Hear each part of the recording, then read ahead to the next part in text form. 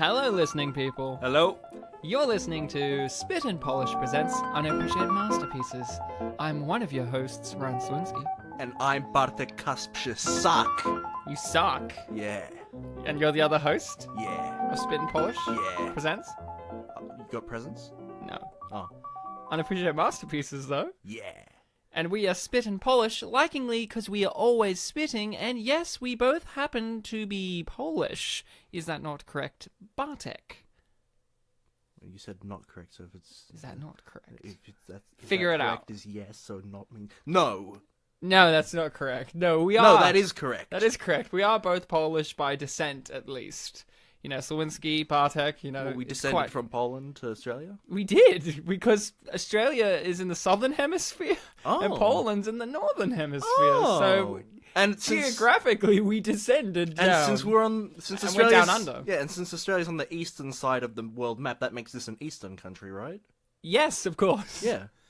Of course. So, on this show, we do feature-length audio commentary tracks for films that seemingly don't deserve a commentary track, films that seemingly don't deserve a conversation, films that people have swept under the rug over the years. They're not ones that are completely forgotten, but they're not ones that are completely remembered either. They're the films that people go, oh yeah, that one. Maybe not with a positive kind of tone to their voice, but maybe not a necessarily negative tone to their voice. They're just like, yeah, that film. That's a film that was made, and we say yes it was, and all films are art, and we should talk about it like it's a piece of art, because really, it is. Yeah, and if you swept it under your rug, then you know what? It's still in your vicinity. That's correct. You chose to put it under your rug, not the bin. Exactly. So we are going to talk about the film in a audio commentary track feature length in depth. I will do That was a bunch of adjectives, Ryan. You didn't give us a noun. You blue balled us. Do you need a noun? Ryan, I am very extremely Needing of nouns, yeah. Is needing of nouns the noun? You decide. Yeah, I guess. We will be covering a film, but I don't know what that film is. Bartek, you have to tell me what the film that we are covering for this episode is, because I can't read the title of the episode because I'm in the episode, so I don't know what the episode is. Oh. And yeah, that's the rules. Yeah, and I have to tell him because he's the one that names the files and the title and everything. Yeah, I'll do the work. This is the origin of where he finds out what to write. Yeah, exactly. The movie that we are watching today is Bartek is the Best. Now I don't speak Polish, but I've been winging it at late, trying to figure out what you've been saying in Polish, because although I am Polish, I don't speak it. Bartek does speak it, and he said the film is Bartek is the Best, which could mean... Oh, are we watching, Bowling for Columbine? Is that what we're watching? No. Maybe This about film was not... nut jobs with guns? This film did not have any parts set in Canada. Ah, but it does have Marilyn Manson in it, right? I don't think Bartek is the Best has Marilyn Manson in it. Well, it isn't the best, is it? Oh, that's right. That's not the title. The title is Gris 2. Gris 2? Yeah. I don't know what that is either. It's when Dracula or the Count from Sesame Street realizes that he needs Grease. That was a good joke. It was so good that I went, And unfortunately, Ryan's already mentioned he can't speak Polish, so I can't be surprised by him mentioning it again now, which is why he didn't say it again, which is really good of Ryan. He's very smart. So I'll just tell you that the English title is Gris 2. Grease 2? Grease 2. Grease is the word 2. Well, it's not the word this time, but it's in the title. It's implicated that it's the word still. In this movie, Grease is back to school. Grease 2 from 1982. What? The oldest movie we've covered on the show yet. There's no cutting of classes in this. Well, there's one time they cut class. They do cut class a bit in this. So we are covering the historic sequel, Grease 2, a movie that is often forgotten. People don't even remember that there is a sequel to Grease. So whenever I meet people and say, oh, are you a fan of Grease 1? People look at me and say, you mean Grease? And I'm like, well, technically the title is Grease, but since there's 2 Grease movies, are you a fan of Grease 1 or Grease 2? And they're like, I've never heard of Grease 2. Who's in Grease 2? And I say, Michelle Pfeiffer in her first leading actress role. And they're like, oh, I want to check it out. And I say, well, that's a good idea because you should have a legal copy of this. And, you know, they say, and you, the audience, say, Ryan, I do have a legal copy of Grease 2 on me. Why do I need it? Well, you're going to get your copy of Grease 2 ready because I'm going to do a countdown from 3, and I'll go 3, 2, 1 and say play, and you're going to press play at the same time so that you are kind of synced up with us as we discuss the film that is unfolding before our very eyes. So that's why you need a legal copy, because Grease 2 is the Grease to the word 2. There you go. Grease to the word 2. Exactly. So get your copy of the 1982 classic Grease 2, because I'm going to start this in 3, 2, 1, play. And here we go. Instead of 3, you should have said Grease. I should have said it. So we are 3 seconds in, 4 seconds in, 5 seconds in, just so that you are lined up there. That's more seconds than Grease films. That's actually true. Yeah. That's actually very true. So, Bartek... Yeah. This is Grease 2. I am not a fan of Grease 1. I've mentioned this on the podcast before, recently in fact. I fucking hate Grease with a fiery passion. There's no other musical that I hate more than Grease, I think. In terms of, like, original, like, you know, musicals, like, sure, it's easy to hate sequel or spin-offs or lesser-known ones that are kind of stodgy, but I mean, in terms of the big boy musicals, yeah, I hate Grease. I don't understand why people like it, and I still don't understand, because I've watched Grease 1, the original with John Travolta and Olivia Newton-John, in preparation to watch Grease 2. Now, I have seen Grease 2 before. I don't know when, I don't know why, but I have seen it before, and I blended elements from both films into each other. When I was going to watch Grease 1 again, I haven't watched it in a decade, I was saying to myself, no, Ryan, you'll like it this time. Everyone else likes Grease. Come on, Ryan, what's the good aspects of Grease that you like? Maybe they'll be even better this time round. And the aspects that I held on to were, I like Rizzo and Kaneki. Mm-hmm. Rewatching it, I still like them, but not as much as I thought I did. And I liked the teachers. Now, the teachers aspect is all Grease too. They barely got anything to do with Grease. Yep. You like, really, they got barely anything. They have the max amount of effort that they have in terms of things is the assistant to the principal does the little xylophone gag. And that's about it. I remembered lots more of Grease 2, evidently, because I rewatched Grease 1 and I fucking still despise it. I found it boring. I will go into it in more depth while we do the episode of why I don't like Grease and why I like Grease 2 far more. Bartek, what's your history with both Grease films? Grease 2 was one that I knew existed, but I just never got around to watching it before seeing it for this show. As for Grease 1, I grew up on the film. My mum and I are big fans of it. I can't necessarily defend it against some of the accusations, the things that you criticize it for, because yeah, they're definitely valid. But I've just always enjoyed it. I remember the songs. I've seen it many times. It has been almost a decade since I've last seen it, but yeah, it's just something I'm fond of. It's nostalgic to me, basically. It's a nostalgia thing. That's what I understand with a lot of people, but then there are other people who still consume it every year, and I just go... I saw the musical a few years ago, like, in the city. Well, was it good? Yeah, it was good. I feel like only... There was, like, one part that I thought, like, could have been a bit better, but otherwise... When I said we were going to do Grease 2, you kind of went, and then you explained to me that you really like Grease 1. Like, you were like, I love Grease 1, basically. Yeah, like, you were very ecstatic about Grease, and I was shocked because I didn't expect you to be a fan of Grease. I don't know why. in my brain, I don't expect anyone to be a fan of Grease because I hate it so much.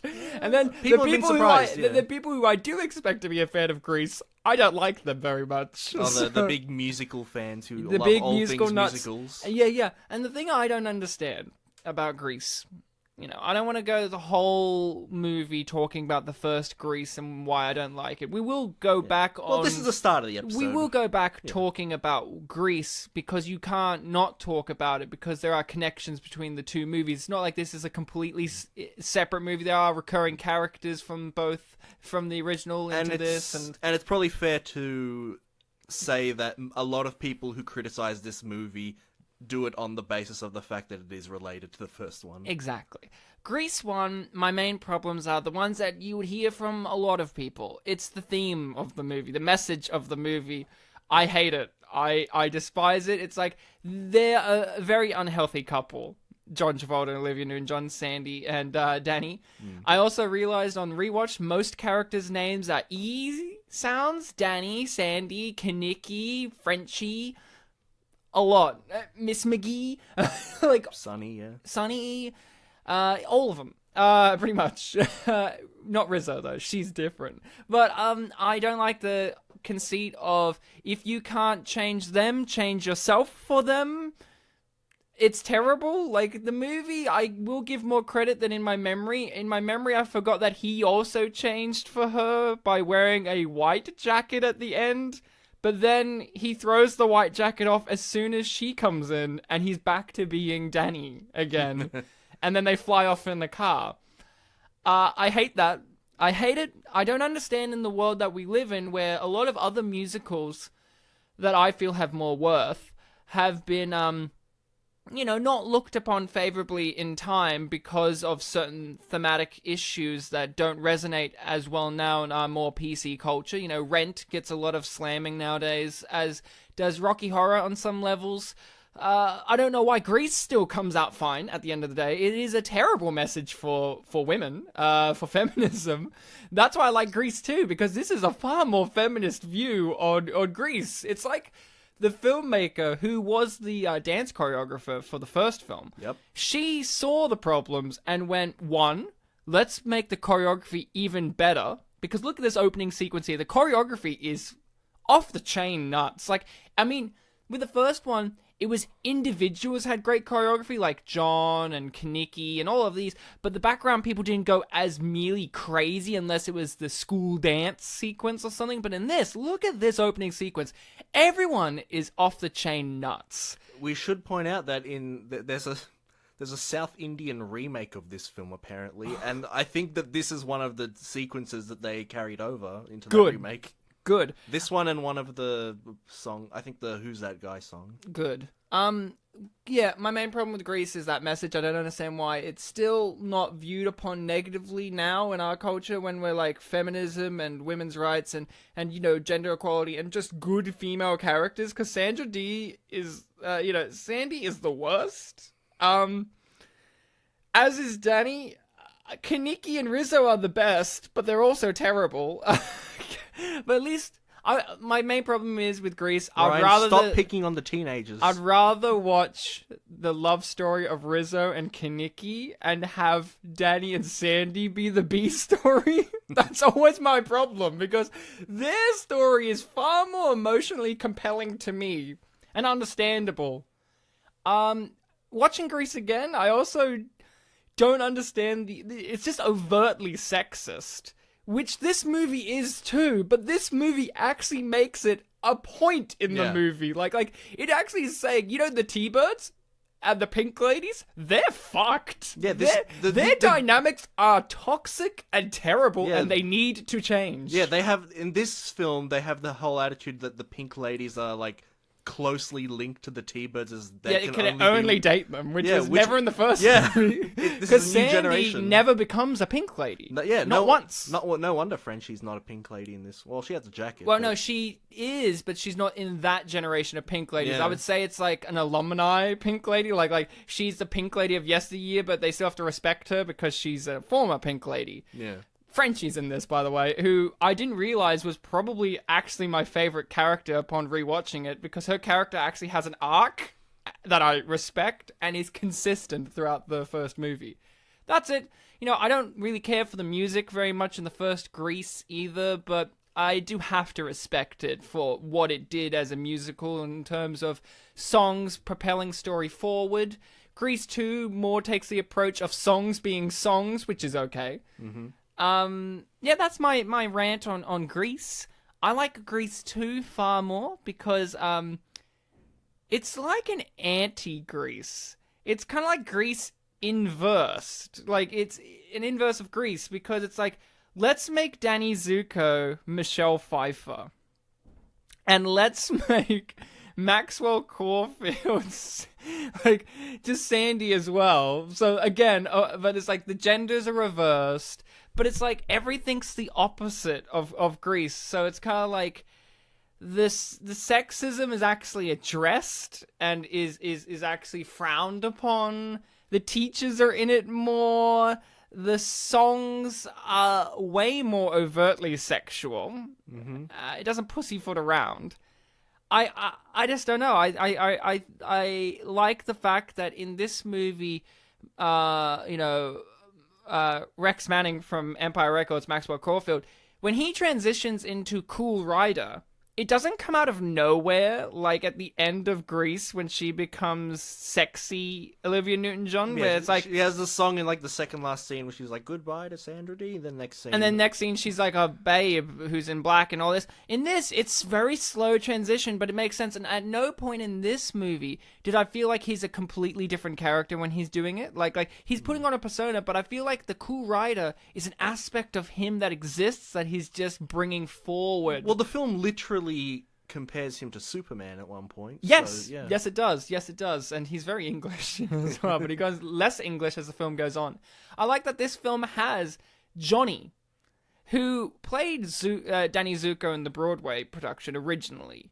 And he is kind of like the evil version of Danny Zuko, but what I mean by that is normal version of Danny Zuko, but if the film didn't frame him in a way where he was the main character. That's how I feel about Johnny. Johnny is basically like Danny Zuko, which a lot of people complain about when they don't like this film. It's like, it's just like not having the real cast. There's like, no, I feel like this film is critiquing the original movie with Johnny in particular, because he's basically the same as Danny and Kaneki. But they don't frame him in a way where you're supposed to like him very much. Hence, I like him, because I hate in Grease that I'm supposed to like them. Yeah, you like his characterization in the context of this film. Oh, this Bartek's favorite character. He was one of the other teachers in the first movie, but he's playing a different teacher here. He was apparently a different teacher in the first movie. He was the one at the school dance that was checking off people's names or something or other. He was also very twitchy. For some reason, he plays a different character here. Now, Bartek, Well, they mentioned that he comes back. Maybe something happened in the trivia it says he's a completely different character. I was wrong. Now, Bartek, you're a fan of Grease, as you mentioned. Having walked into Grease 2, not having seen it before, but you knew of it, what were you expecting? And kind of, what did you get out of the film? Because it kind of, like I said, I personally view it as like a critique on Grease. But what about you? What did you get out of all of this? Well, like the big boy I am, I walked in with an open mind. And definitely I can see this as a completely different entity to the first movie.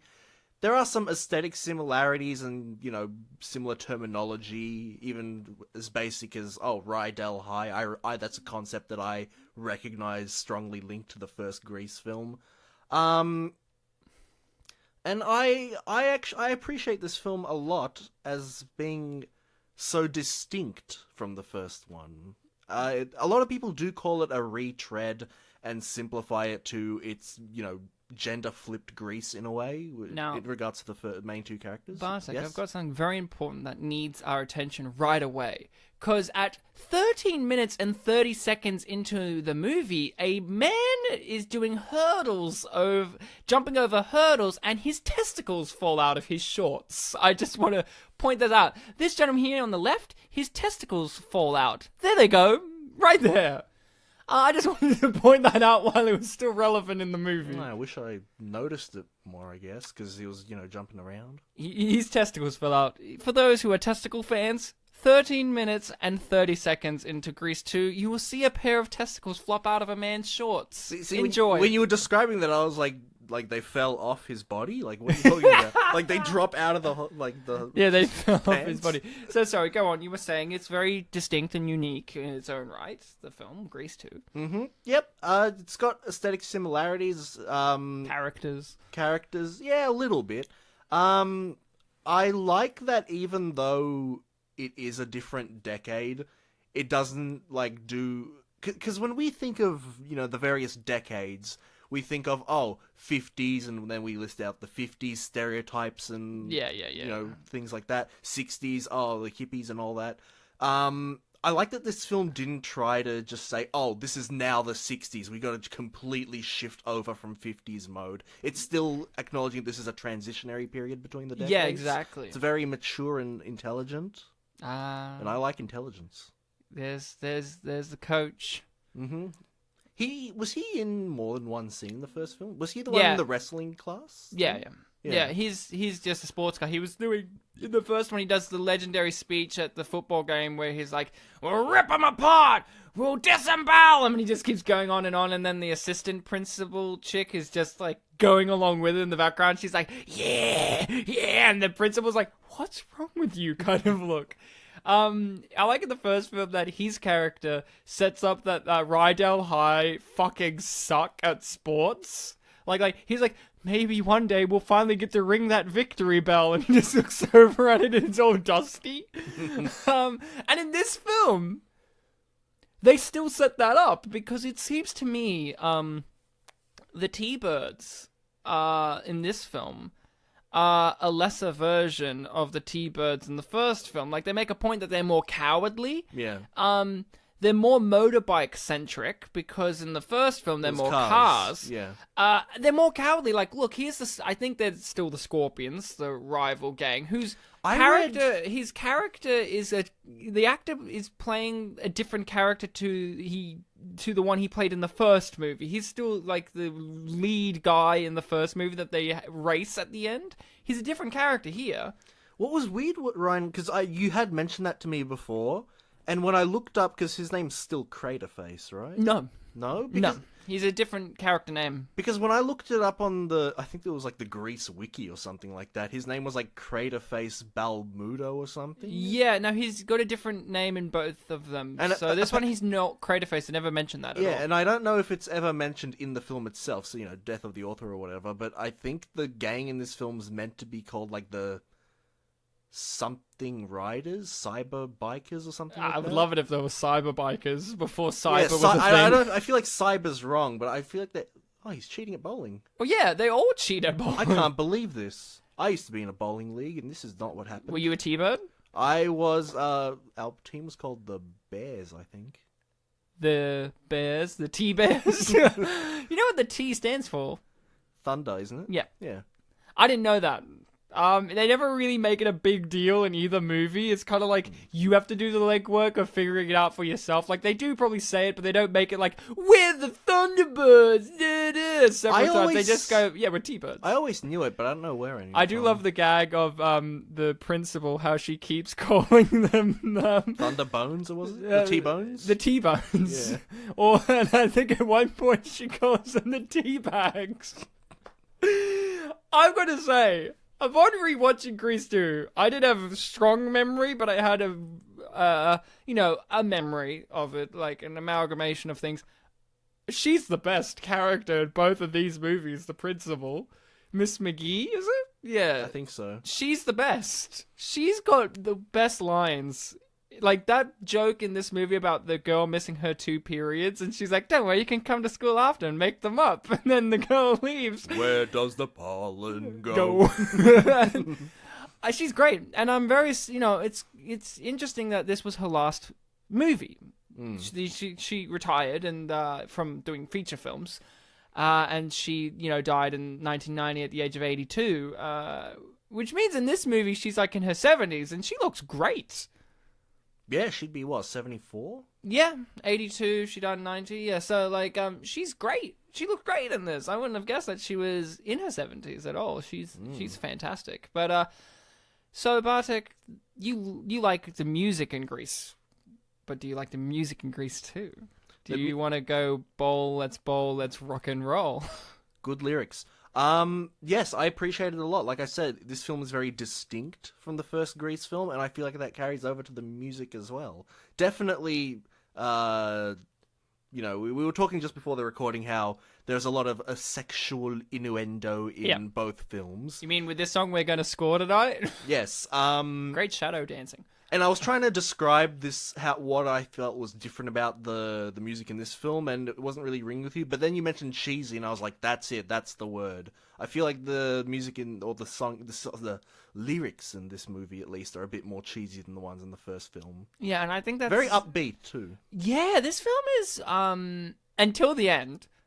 Very upbeat. There's a certain dramatic choice that they make at the end that I think will make it or break it for certain people. It freaking made it for me. It is very dark. I was actually in shock that Grease went that dark. Are you talking about the thing that happens after the Four Seasons song? I think so. Yeah. A certain bike trick. Yeah, so the music in this is a bit more cheesy, a bit more overt in the sexual nature, but do you think that kind of matches with the era that this is now set in? While the previous one was set in the 50s, this is like set in the 60s, but it's not being too overt with the free love nature. I just Well, like I said, this is like a transitionary period. So, do you think that the choice of making the songs a bit more overtly sexual could link into the now transitionary time period into free love? I hadn't thought of that when I brought up the transition thing, but now that you mention it, I think that's exactly what's happening. That's what we call brilliant moves on the filmmaking. Especially, we should remind our audiences, our listening people. I'm so sorry I used that A word. That Grease, the first one, was made in the 70s. This one was made in the 80s. It's definitely a look back at the decade, so they know what they're doing. Yeah, exactly. Now, not all of the cast returned. Yeah, very small. We have Frenchie. I have the information about Frenchie that I'll share in a moment. The part about her conclusion. Yes, her so-called conclusion, which is, we'll get into that. We have pretty much all of the teachers have returned. I believe the returnees are Frenchie, the nerd, who I guess hasn't graduated yet. Well, that's the weirdest thing. He graduated at the end of the first movie. Yeah. But he's still here. That means he got held back 3 years. Yeah, some valedictorian, huh? There's, I guess Craterface doesn't count, but sort He's of a different does. character. He's just returning actor, but not character. He's a returning entity. Same with Mr. Mr. Dying. What? The guy that's dying. Mr. Dying every time he appears. Yeah, I can't remember his name off the top of my head. I think it's Mr. Parks or Mr. something or other. Spears. Mr. Spears. He played a different character in the first one, but he's back. Yeah, it's basically Frenchie, Eugene, not really Craterface. The teachers, like the coach, the principal, vice principal. Yeah. The substitute teacher wasn't there, and nor was sexy teacher in the first one. Yeah, I think those four, with Craterface being a ghost fifth. Yeah, and they were going to have cameos from some of the original actors. I really wish they had the Kaneki one, which was Kaneki was going to... Jeff Conaway was his name? Yes. Yeah. R.I.P. For him. Oh, that's right, yes. Yeah, he died, and it's really sad. He would be returning on this show. Yeah. Sort of. He was going to be the manager of the bowling alley in this sequence and was going to be the killjoy in the middle of the dance number. They were going to have him storm in and kind of be like, "What are you guys doing?" and do a wicked dance of his own to show them how it's done. And they were like, "Ooh," but that didn't happen. I really would have loved that, actually. And then they're fearful of him and he says, "Can you put up a fight?" Yeah, exactly. And then everyone in the audience is like, "Yes." And then he's like, "Also, Grease Lightning should have been my song. It makes more sense in the story, but John Travolta wanted him to do it. So the director said, sure, John, you do it instead of Kaneki doing it. It makes more sense that Kaneki would sing about his own car, but whatever. It's not like Grease is a flawed film. And John and Olivia were going to have a possible cameo. They only got brought in to talk about it, then they never came back. But the idea was they were going to be... This is the saddest idea ever. This is going to blow your socks off with how pathetic of an idea this was. They're still together, which blows my mind. They own the gas station that Michelle Pfeiffer works at. That was going to be their cameo. So when Michelle Pfeiffer rides off with Cool Rider later on, they would have run out and went, "Where are you going?" And then that would have been it. And I went, that's sad. The idea that I didn't know that. That Sandy and Danny after school owned a petrol station. That cracks me up. She doesn't even get to acknowledge her cousin? No. Wow. Well, she doesn't know. He's wearing goggles. Yeah, well, that's what I mean. As you would know, he's wearing goggles. We can't expect them to understand who he is because he's got goggles on. And yes, that's the big thing. Our main characters are Stephanie, who's played by Michelle Pfeiffer, who bravely, I don't know, actor's choice or director's choice, wears sunglasses for 50% of the movie. Think about that. That's blocking the eyes. That's a very bold choice for your female lead. She's your Danny Zuko in this movie, I would say. Yeah, definitely the equivalent. And we have Maxwell Caulfield, who's... what's his character's name again? I'm forgetting. Michael. I knew it was going to be something vanilla. Michael, who's the cousin of Sandy, because he's English and she was Australian. And as we all know, our cousins are from other parts of the Commonwealth. Yes. So, you know, my cousin is New Zealand, and your cousin... is Jamaican. They're not in the... Are they in the Commonwealth? I think they're Commonwealth. I was going to say, like, if they are, hello there. Canadian. They're in the Commonwealth. I think so, yeah. We've talked about this before on the show. Yes, they are. They might be. They 100% are. Bartek's favorite character probably is this Michael? Little girl. Her name's Dolores. And she disappears in the movie. You know why she disappears in the movie? Is this a real life implication? Ooh, what happened? She was in a car crash in real life, and they couldn't get her properly for most of it. So sometimes, like in a scene like this, they would have doubles for her, and it just became more complicated to have her in it. So that's why she kind of disappears throughout the movie. Oh, I did hear that someone had like doubles throughout the film. I didn't know it was her. And Frenchie is in this. And for part of it, yes. Frenchie was brought in at the beginning, but they hadn't fully completed the script before filming. Yep. So while they started doing that, Frenchie's character got eliminated from the movie, but she had already filmed her scenes. And she doesn't have a conclusion, which is very upsetting for people like me who like Frenchie. Frenchie's last scene is her doing chemistry. Halfway through the movie, we never see her again. And that's upsetting. That's probably the weakness of the movie, is lack of Frenchie action. And Frenchie just goes, bam, I'm gone.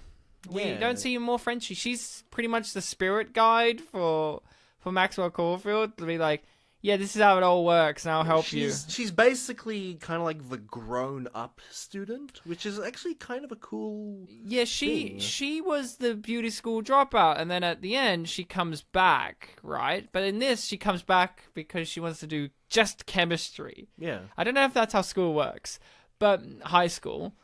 Well, 50s, 60s, I don't know. Yeah, it's a different time, man. But yeah, it was cool because, like, you know, the young people... There's this kind of idea that, like, they're not really choosing to be there. They're there because that's what they have to do to progress in society. But her, you know, she had left this status quo and has obviously chosen specifically to go back. Chosen specifically to go back, dog. what the... Yeah, dog's not really... Here's a funny thing. Why we chose Grease 2. Why we choosing Grease 2. Why we choosing Grease 2 is Grease 1 had its 40th anniversary recently. 40 years. Now think about this. If Grease, the characters in the 1959, had its 40-year school anniversary, that would be set in the 90s. Yeah. 1999. Mm-hmm. Can you imagine that as Grease 3? That would be great. And they sing 90s style songs. And then there's black characters, because there are no black people at Rydell High, because it's a whites only school, I imagine.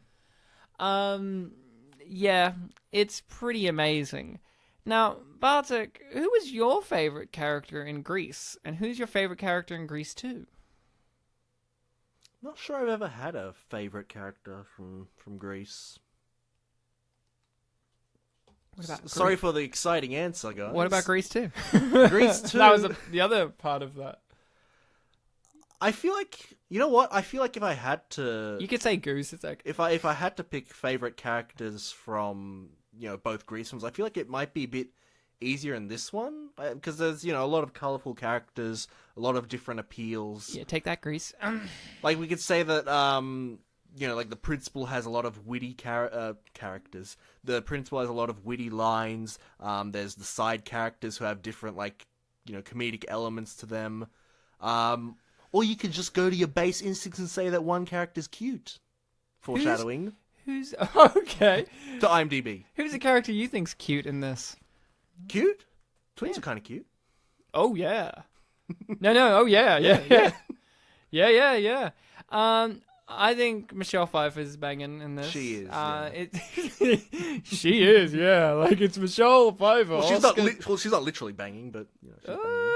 She straddles that ladder pretty good. She bangs the ladder. Fine. Look, I don't know how it was for people, but I've said on the podcast that my actress that was my sexual awakening was Heather Graham, specifically in Austin Powers 2.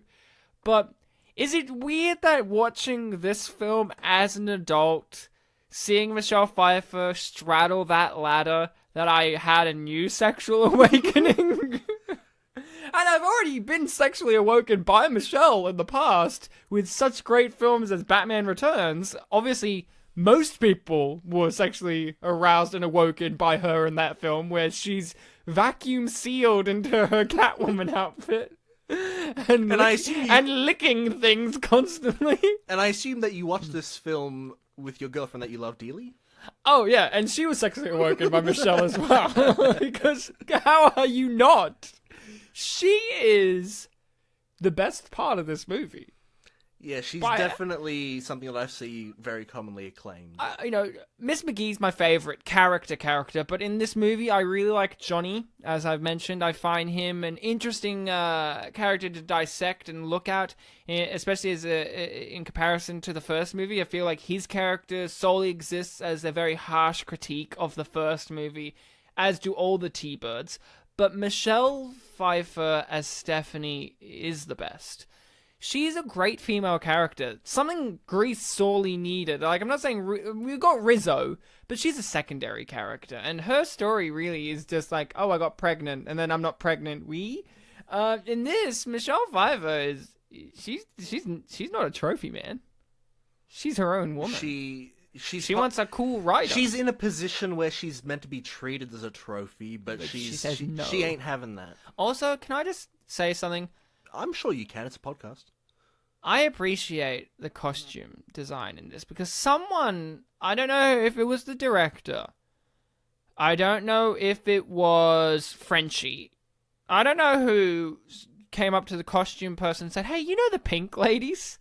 Maybe they should wear pink through the movie, because in the first movie, they wear their pink jackets, and that's about it, but they wear them barely. In this, she's got black with pink lining and all that, and she's not always wearing pink, and she's got a pink car. I like how someone went, they got the pink ladies in the first movie, basically for no reason, other than you can have a cool establishing shot of them.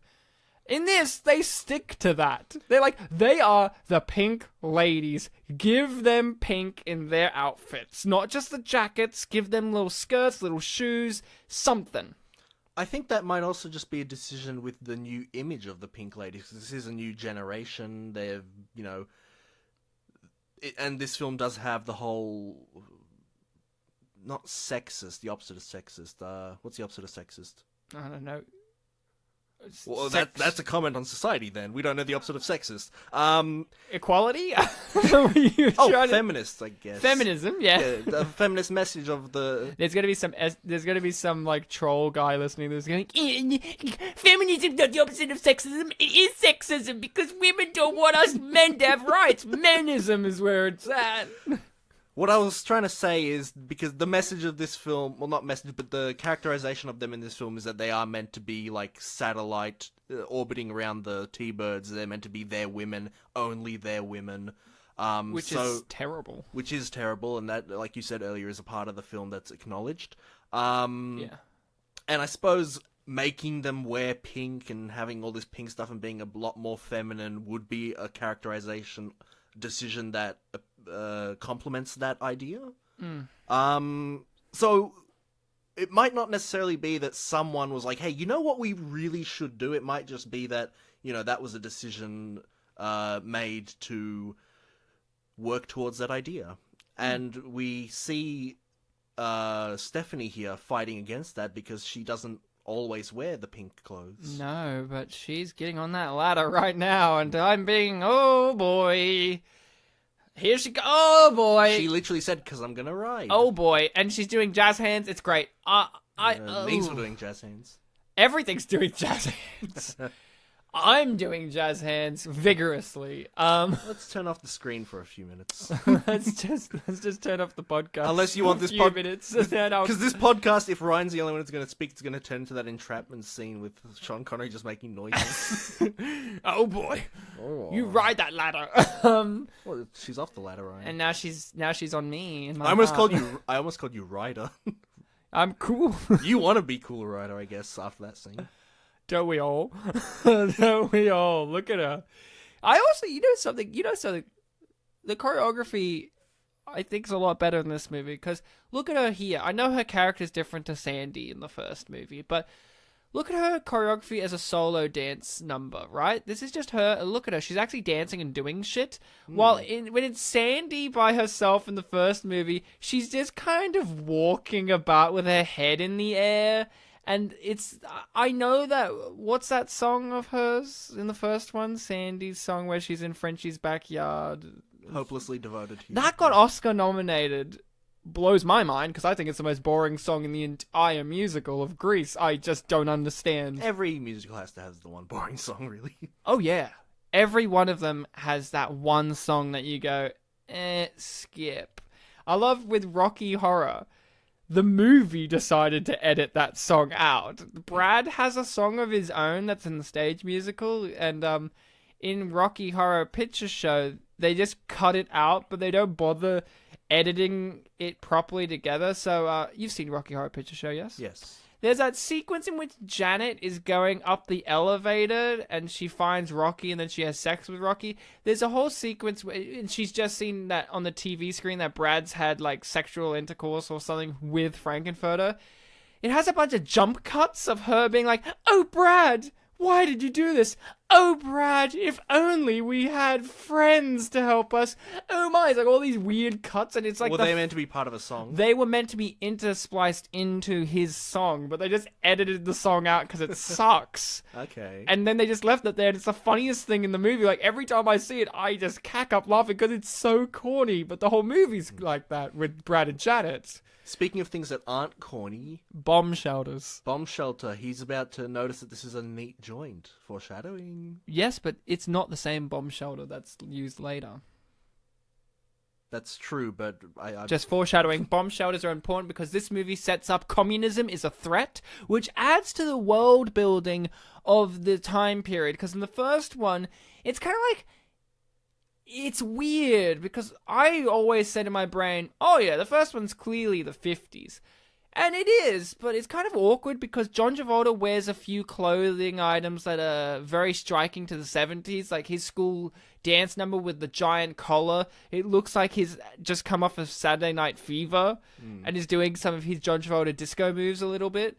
And there's just a few things that goes, okay, but when is this? This movie not only shows you when with dates on flags and stuff. But with the fear of the Russians, they're more obsessed with motorcycles than cars. There's repeated references to the fact that Kennedy is president. Yeah, and also, it's ironic that this film's called Grease. Because the guys don't use grease in their hair. They use hairspray. Yeah. So it doesn't even need to be called Grease anymore. That's why it was, the original title, like you said, was Son of Grease. Son of Grease. Yeah. Which is a weird name. I don't know, I understand why they didn't choose it, Yeah. but it's kind of like, Bartek's favorite song. I love his visual gag here, where he's just smacking the chalk vigorously into... he's great. Why is he drawing that if he's talking about plants? Do they have the same kind of ovaries? I guess we should dissect and some plants. fallopian tubes? He's talking about plants, right? Well, I mean, the charts there... Are plants. Well, yeah, he's talking about pollen. Yeah, he's talking about plants. Also, I didn't remember that... I guess it was like a transition I didn't remember in both Grease movies that a lot of the kids have Polish last names. A lot of skis and stuff here. A lot of very distinct Polish names and Italian names as well. But I noticed the Italian ones more. We just missed Mr. something Brodorowski or some bullshit. I think her name, Stephanie's name is last name's Polish. Yes, I think I can't I remember remember at some point. I can't remember her last name. But I really thought the sexy teacher was going to be more prominent, but they just used her. Yeah, because you got this whole thing of the opening songs of a musical usually introduce us to the whole cast and the beginnings of all the themes and stuff. It's wish we're gonna see a lot of you this year, miss. And she's like, if you're lucky. I don't know that. Yeah, we weren't lucky, clearly. I thought there was going to be a whole subplot of her having sex with one of the T-Birds. Would that be unusual in Grease too? Now, Ryan, she's not a pink lady. This is probably the best song in the movie. A lot of people say that. Bartek, are you one of these people that agrees that Reproduction's the best song, or do you actually? What is your favorite song? Because I like the Bowl Let's Rock and Roll. Yeah, I still haven't really decided, but definitely walking away from the film, I kept just saying to myself, reproduction, because it was just this is a bizarre thing. It goes to that idea that you said, which I completely agreed with when you said it, that the songs in this film don't necessarily advance the plot or anything like that, and I feel like this might be the pinnacle of that. Well, that's and you said something contrary. That's to that. I'm going to disagree with you. It may not necessarily advance the plot, but it advances the thematic plot. Yeah. So not the narrative plot, but thematic plot to me. One of the interesting things watching both Grease movies back to back is the inherent value of virginity in both of these films. In my brain, I always associated that the T-Birds were lady killers, right? They always were getting ladies. But in the first film, it's hinted at that Kanicki's a virgin. Because he has a condom that he's had since 7th grade, right? And he's never used it, right? Yeah. And he's a bit fumbly and all that. And you associate that with, and none of the other T-Birds had ladies either. And then you go, but Danny has, or has he? It's always very vague on whether or not Danny Zuko's a virgin or not either. This film's very obsessed with virginity. To this song, where you can see certain people in the song, you know which ones are virgins and which ones aren't. The twins, I don't think are virgins, right? These three here, but then you have the girls behind them. They're giggling and being very inappropriate. But the one that stands out is Michelle Pfeiffer. She doesn't join in on this song. She's standing at the back, just watching, standing in a defiant pose. And it goes along with her thematic character trait. She's joining in a little bit, but they never really have her be this is my prominent moment of the song. She's just I'm who I am. She is not a trophy. She's not obsessed with this whole virginity thing like the other girls, like the other boys. And it makes you question, is she a virgin? In this film, everyone's obsessed with their virginity status except for our two main leads. Maxwell Caulfield's not really obsessed with his virginity. He just wants to have her. He just wants to be with her. He wants not necessarily just to have sex with her, but he just wants her respect. He wants her respect because she blows him off quite easily at the beginning. The pink ladies want the respect of the T-Birds, but the T-Birds just want to have sex with them, hence we get a great song later about one of the T-Birds trying to get sex in the bomb shelter. But this song here, I think, advances the thematic issues of the film in terms of virginity and who it matters to. Yeah. This is really that kind of song. Like, it seems like a silly, just goofy song, but once you look at the staging, the direction, and who's taking part and who's not taking part. Look, Maxwell's not taking part in the song, and neither's Michelle Pfeiffer. Because it doesn't matter to them as much as it does to everyone else in this school. You know what, Ryan? This film is unappreciated. And it's a masterpiece. And perhaps this might be leading into an idea for why it is unappreciated, because, as I've said, I've only watched this film once. And what you just said there makes complete sense, and I think is true. Yeah. But I didn't get that on my first viewing. Maybe it is a film that bears repeat viewing. Yeah. And because you wouldn't really... Well, if you're a fan of Grease and are comparing this film to Grease the whole way through, you might not want to watch it again a second time. So how are you going to see the things that you missed the first time? I think that's just petty behavior. Here's a great gag here with the periods. And Miss McGee is great. I said it already, but her face... I said to you before we started recording, part of me wanted Miss McGee to be the singer of any song, because she never sings a song, right? She's never in singing a song. She's in songs, but not singing. Yeah. I really wanted her to be the one who sang reproduction as the teacher. Like, I feel like one of the weaknesses is Mr. Stewart is not really that interesting of a character. I kind of was expecting him to have a trait to him, and he's kind of nervous, I guess, is his trait. I felt like it would have been interesting to have Miss McGee step into that classroom with her prim, proper manners. And she's also a nervous character. She gets flustered. She's more a flustered character. It would have been great to see her be prim and proper and take this seriously about pollination and blah, blah, blah, and the kids getting ruly and out of control, and her getting all flustered and getting all like, ooh, bye, getting us... Or, you know, being a stickler and all of that. I would definitely have liked to see an alternate version where that happens. That would have been great. Also, for some reason, I thought the mechanic guy in this scene was John Candy. Don't know why it's not, but I just thought, why is John Candy in this? Should have been John Candy then. I really do appreciate that in this movie, and on a level, the first movie took the risks of having basically wild cards and no-names be the actors. Like, you know, Michelle Pfeiffer was a wild card selection. She had done movies but never a leading role. John Travolta obviously did Saturday Night Fever around the same time, but he wasn't like the biggest huge actor that we know him now. I think it's fair to say that Grease is probably the movie that launched him. Grease and Saturday Night Fever, the two that launched him into the eye that we know him now. I think wasn't a trivia point for any of the Grease films, but I think he auditioned for the role of Jesus in Jesus Christ Superstar, and when he didn't get that, the casting director was like, you know what, I think I got something else that you could do, and it ended up being Grease. I thought Scientology was going to be your answer. You know, a lot of these actors aren't hugely known at the time. These were career definers, and this gets into the sad part. They thought that it was going to be the same for Grease too. I thought it was going to be the same for Grease too, and I have a direct quotation here from Maxwell Caulfield, whose career isn't the greatest in comparison to Michelle Pfeiffer's. Michelle Pfeiffer managed to scrape away from this film. Her next film that she worked on was Scarface, I do believe. Very interesting, very iconic film. She's great in it. I always forget she's in it.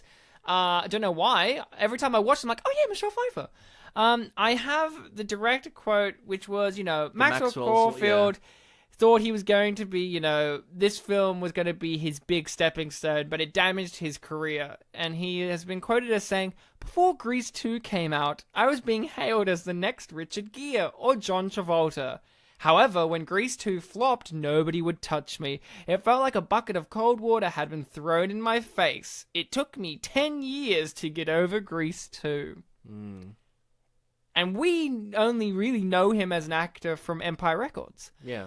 He played one of the best characters in that. My favorite character, Rex Manning. Yeah. The legendary who you might know from the meme Rex Manning Day, which I didn't realize was well known. The Rex Manning Day, yeah. So it was a film. This film was a gamble for a lot of people. It made some people and it broke some people, which is sad because I think it's unfair. I feel sorry for Maxwell Caulfield. I've looked into him. He is a bit of a wanker, but I do feel sorry for him because I think he does a good job. Is he American? No, he's English. Okay, English. He does a great job in this. I just think sometimes with a sequel to a very iconic thing, fans want more of the same, but they resent it when they get it as well. Yeah. So you kind of can't get anything. And this film, I feel, tries to appease the fans, but also challenges Grease. Maxwell Caulfield isn't really Sandy, and he really isn't Danny. He's his own character. I think a better developed character than Sandy or Danny. Well, better than Sandy for sure. He's trying to change himself, and it kind of feels like he's doing it partly for himself too. Yes, it's... Yeah. And I feel sorry for Maxwell. I do. I think this is an unfair movie to have the rest of his career, or at least a great portion of his career, ruined by. It's really upsetting. It's a bummer. Michelle got away fine from it in the end. We know her. She's an Oscar-nominated actress. She's in she's just wonderful. She's the best. She's one of those actresses that's... Didn't they both hate this film? They both hated this film, I do believe. And each other, I think. Oh, they hated each other for sure. He claimed that they had a great relationship, and she said, no, he's self-adoring and I don't like him. I do love that that in the first movie, the T-Birds were the most respected group in the whole town. The Scorpions feared them. They wanted to challenge them, but they feared them. But in this movie, the T-Birds are so lame that they have to pick on 3 nerds. Yeah, they're spying on 3 guys in a men's change room. Yeah.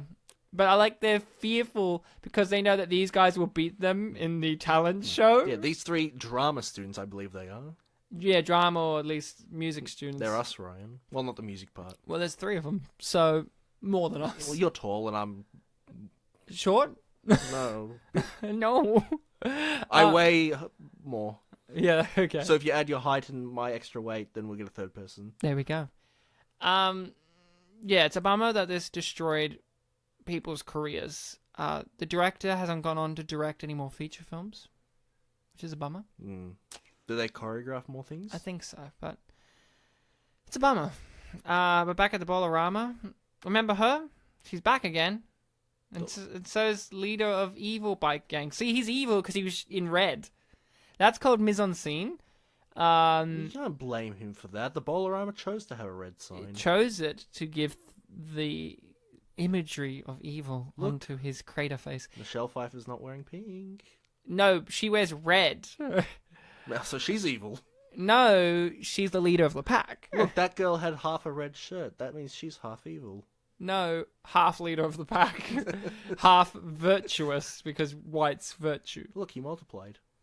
That's also what I like. The gang, in the T-Birds, they only have 4, right, in this one. I think in the original they had 4 or 5. I think there were also 4. Okay. In this, they get to be 5 at the end. But I like that the rival gang is an army. Wait, no, I think there were 5. Yes. Because Kanicki's not like part of the 3 generic-y ones, is he? No. Yeah. Kanicki's his own dude. So this one, they gain the 5. The rival gang has like 12 dudes. In the original one, they had the same amount of dudes. I like the fact that it's also showing visually from this that the T-Birds are less relevant and powerful than they were in yesteryear. By looking at this gang, they're bigger, meaner, more powerful. Still using bikes. Still using bikes. That's true. Wait, no, did they use bikes in the first one? Yes, they did. Oh. So I thought I was wrong, but I wasn't. They had a car for the race, but they were... Didn't they have a car in the first scene they're in? Like, there's the Scorpions. They had a car definitely when they rammed Kanicki's car at the makeout point. You're in a no parking area. This is all a no parking area. Goose is great in this. Goose is the best of the T-Birds other than Johnny. I remember his name from the beginning. They say it a lot. He's Goose. I like he even has it on his assignment. Goose. And the teacher's like, oh, it's Goose. It's meant to be his last name, right? I don't know. They just call him the Goose for most of it, right? I thought it was his last name. Terry Goose? I don't know what his first name is. He looks like a Terry. Terry. Yeah, it's the 60s, man. Come on, they can be called Terry if they want. Now, here's a classic song. Who's that guy? Do you want it to be Terry because his last name isn't an E name? Yeah. Well, this movie doesn't follow the E principle as hard as the first film. I mean, we've got Stephanie, Frenchie. Well, Frenchie's a return. Yeah, but I'm listing characters with E's in their name in this, and Miss McGee. But then you got Michael. Well, he's from another country. So is Sandy. Holy shit. Which, by the way, I love He's from a country that doesn't begin with the letter A. Oh, that's different. Completely. A United Kingdom, maybe? A United Kingdom? Well, it is a United Kingdom. I mean, it has, all those countries like Ireland. So, Creative Face went on to do some other interesting pieces of work. He was in the TV series Moonlighting for a bit, which was the vehicle that kind of helped Bruce Willis. It was his TV show where he was a detective. Very weird show, that one, Moonlighting. There's a whole episode in which it's like following the other sperm that made it instead of Bruce Willis, and they have Jerry Doyle, who's an actor who, when he was around, looked exactly like Bruce Willis. So they had a whole episode of Moonlighting following him in the alternative universe where that sperm made it instead of Bruce Willis's sperm in life, and it's just like that's the only difference. Everything else is the same. He was in Moonlighting, Crater Face. Unfortunately, he's no longer with us. He died from AIDS, of all things. Well, he wanted aid, but he didn't get it. He heard that Greece was the word, and he just couldn't handle it no more. Now, Bartek, this is very important to ask.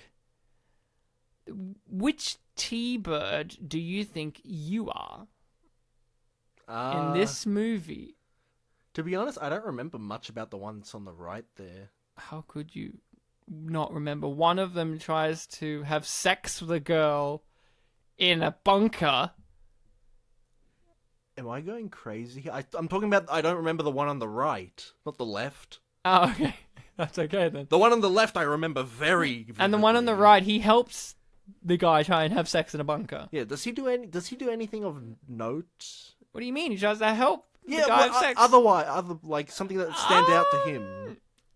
I think he was the instigator of the silhouette dance sequence. I guess there's that. Which one am I? Oh no. Okay, he gets with the girl. Wow, he's defined by his woman. Shh. The little girl, the one that had the car crash in real life. What was her name again? Dolores. He gets with her at the end when she's like, "Sorry, I can't be with you. I found my own man."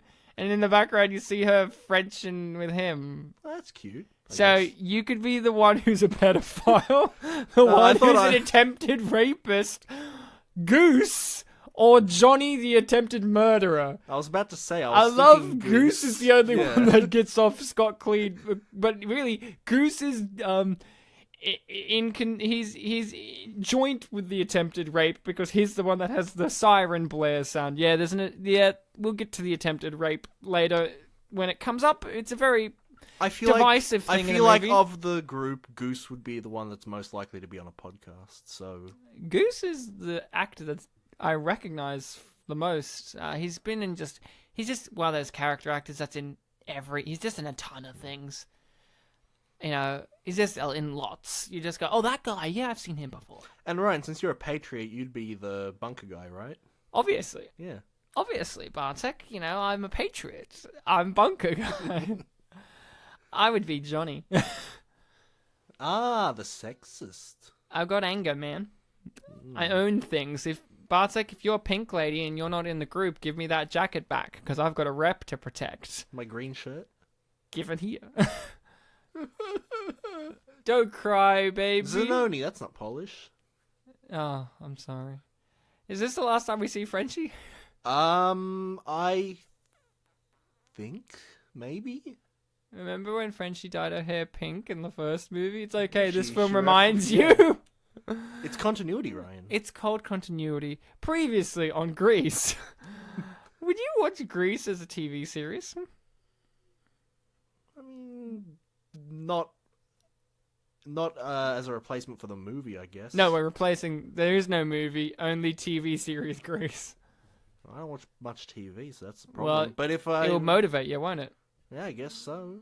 There you go. I mean, I wouldn't be motivated considering there wouldn't be a Grease in the world to be a fan of, so...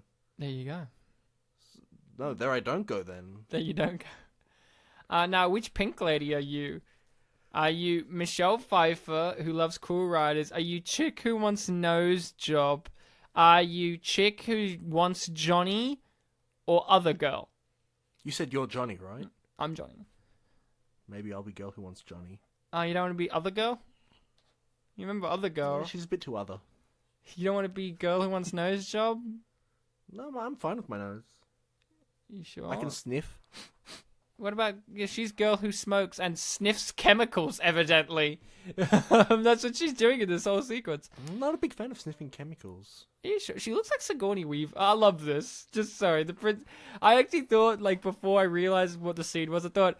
Jeez, I hope that the gag is they keep coming back to the assistant principal chick and she's just got more crazy instruments to play and gadgets to use. And because in the first movie, she has a xylophone that's only got 4 things on. In this one, she's got like a full xylophone and she's doing all of it. And Miss McGee's just like, ugh.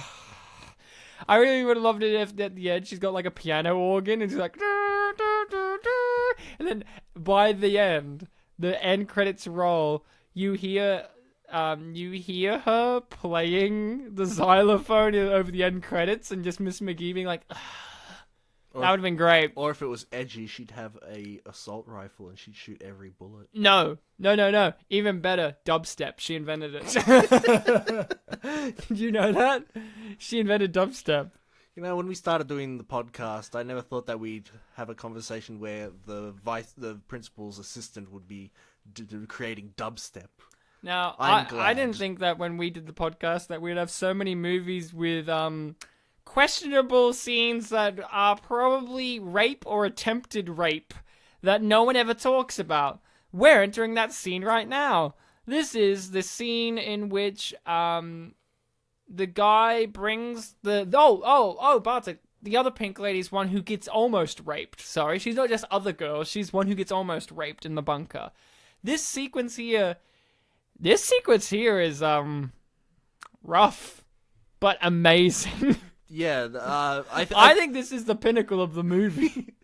For amazement value, this song is one of my favorites. This song has the guts to say, what happens if one of the T-Birds were so eager for sex that they led a woman down to a nuclear bunker, exploit the era, I guess. And get his friends to make bomb noises and air raid sounds out front and try to have sex with her in the bunker, thinking that the world's gonna end. But not only because the world's gonna end, phrase it as if it's a patriotic act to have sex with him, and she interjects by asking about her mum.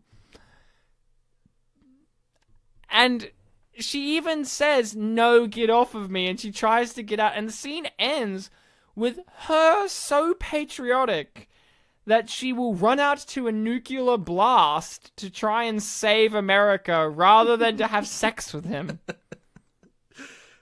This song is called Do It For Our Country. Yes. To give the audience a bit of an... He's got a gun, might I add, in this sequence. Yeah, he's got a this literal shot- shotgun. This will be the thumbnail. And, with him with a gun and her afraid in a bunker. What is this, 10 Cloverfield Lane? So I have some lyrics here to give the audience an idea of the quality of song. This is the song Do It For Our Country. Again, we mentioned the innuendos. Do it for our country. Country, get it? Mm-hmm. It's pretty good. So some lyrics include, America is calling, let's care enough to give our very best. For if we give our very best, I know that we will more than pass the test. If I could have 3 wishes, I'd wish that you'd live free. I'd wish for amber waves of grain from sea to shining sea. Yeah, let's do it for our country, the red, white, and blue. It's Uncle Sam who's asking, so your mother will approve of his attempted rape. Some other great moments of the song are, and this is just him speaking, because this is one of those songs where it breaks up into spoken word.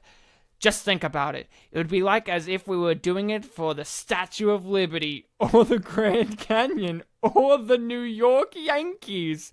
It would be like as if we were doing it for Disneyland. Bartek, would you have sex with me if I said that?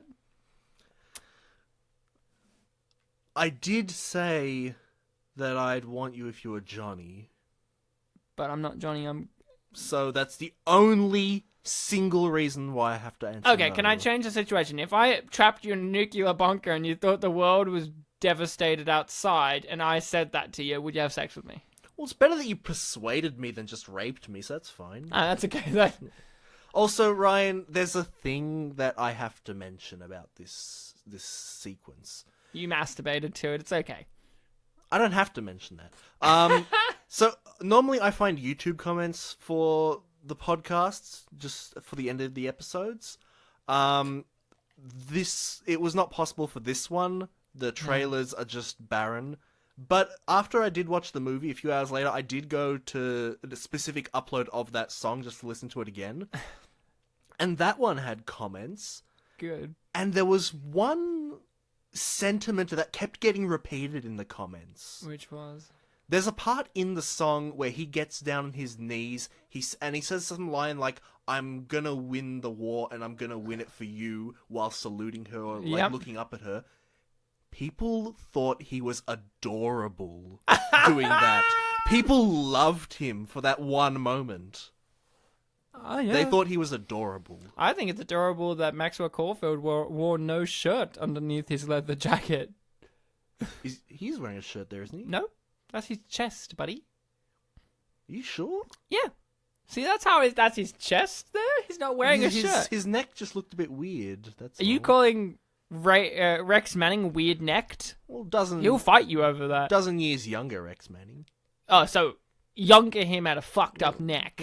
Give me a dozen less punches. See, look, no shirt.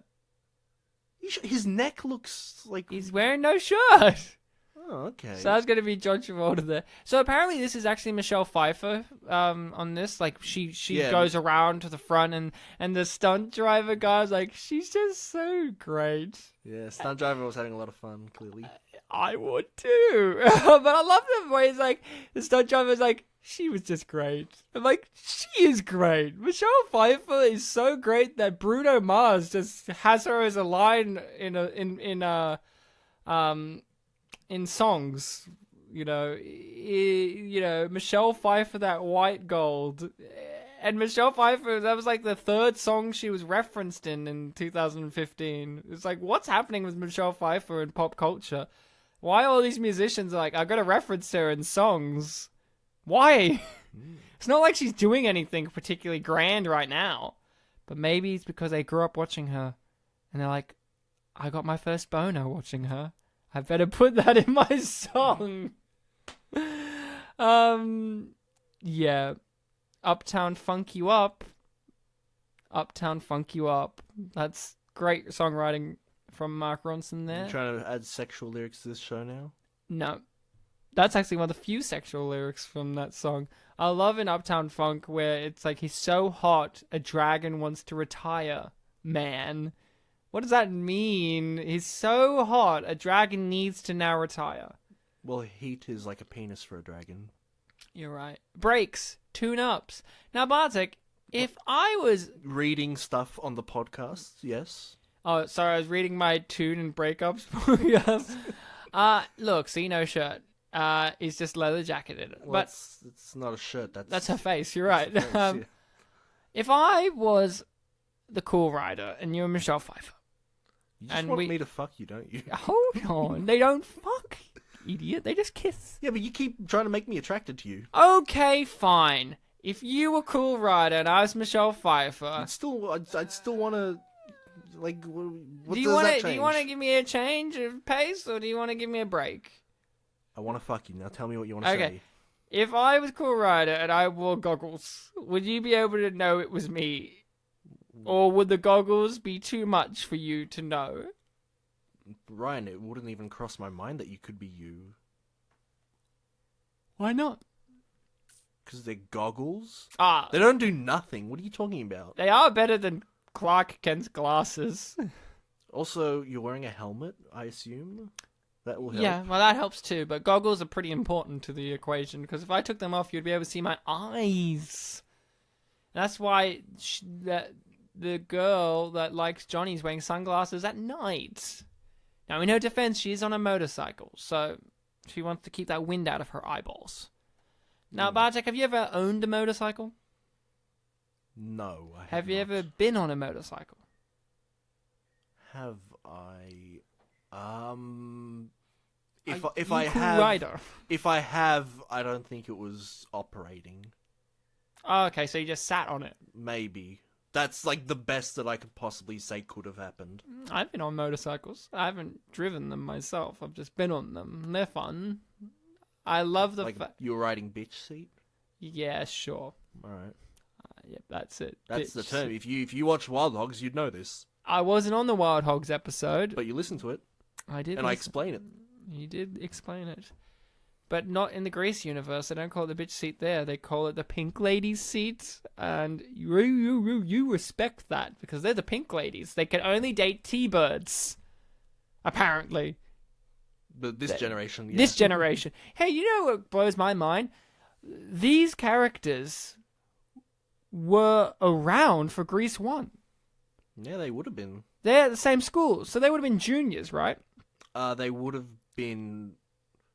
This It was like 3 years later. This is the weird thing. If it's a high school, there are 3 years, right? Yeah? Yeah. So they have 4 names for. They've got like freshman, sophomore, junior, senior. So would they have been sophomores or freshmen if it was their first year? Americans, you tell us. But they would have been around, and they would have known Danny, and they would have known Sandy, and they would have been like, hey, you know, our problems are pretty tough, but they know Danny. I mean, remember Danny? Yeah, last time I saw him, he literally flew off in a car. Everything that we have going on right now is minimal. They never bring up the fact that, you know, that could have just happened literally, or that could have been a dream, or, well, you know, fantastical thing. Now, this is our second musical we've done on this show. Mm-hmm. Our first was Annie Yep. from 2014 with Jamie Foxx and And Quvenzhané Quvenzhané Wallace. You know, Black Annie, Blanny. We've done a musical before, and I've asked this back then. I'm going to ask it again now. Do you think it's easier to get away with things if you do it as a musical, or harder? You mean in terms of things that are literally happening or things that are just stylistic?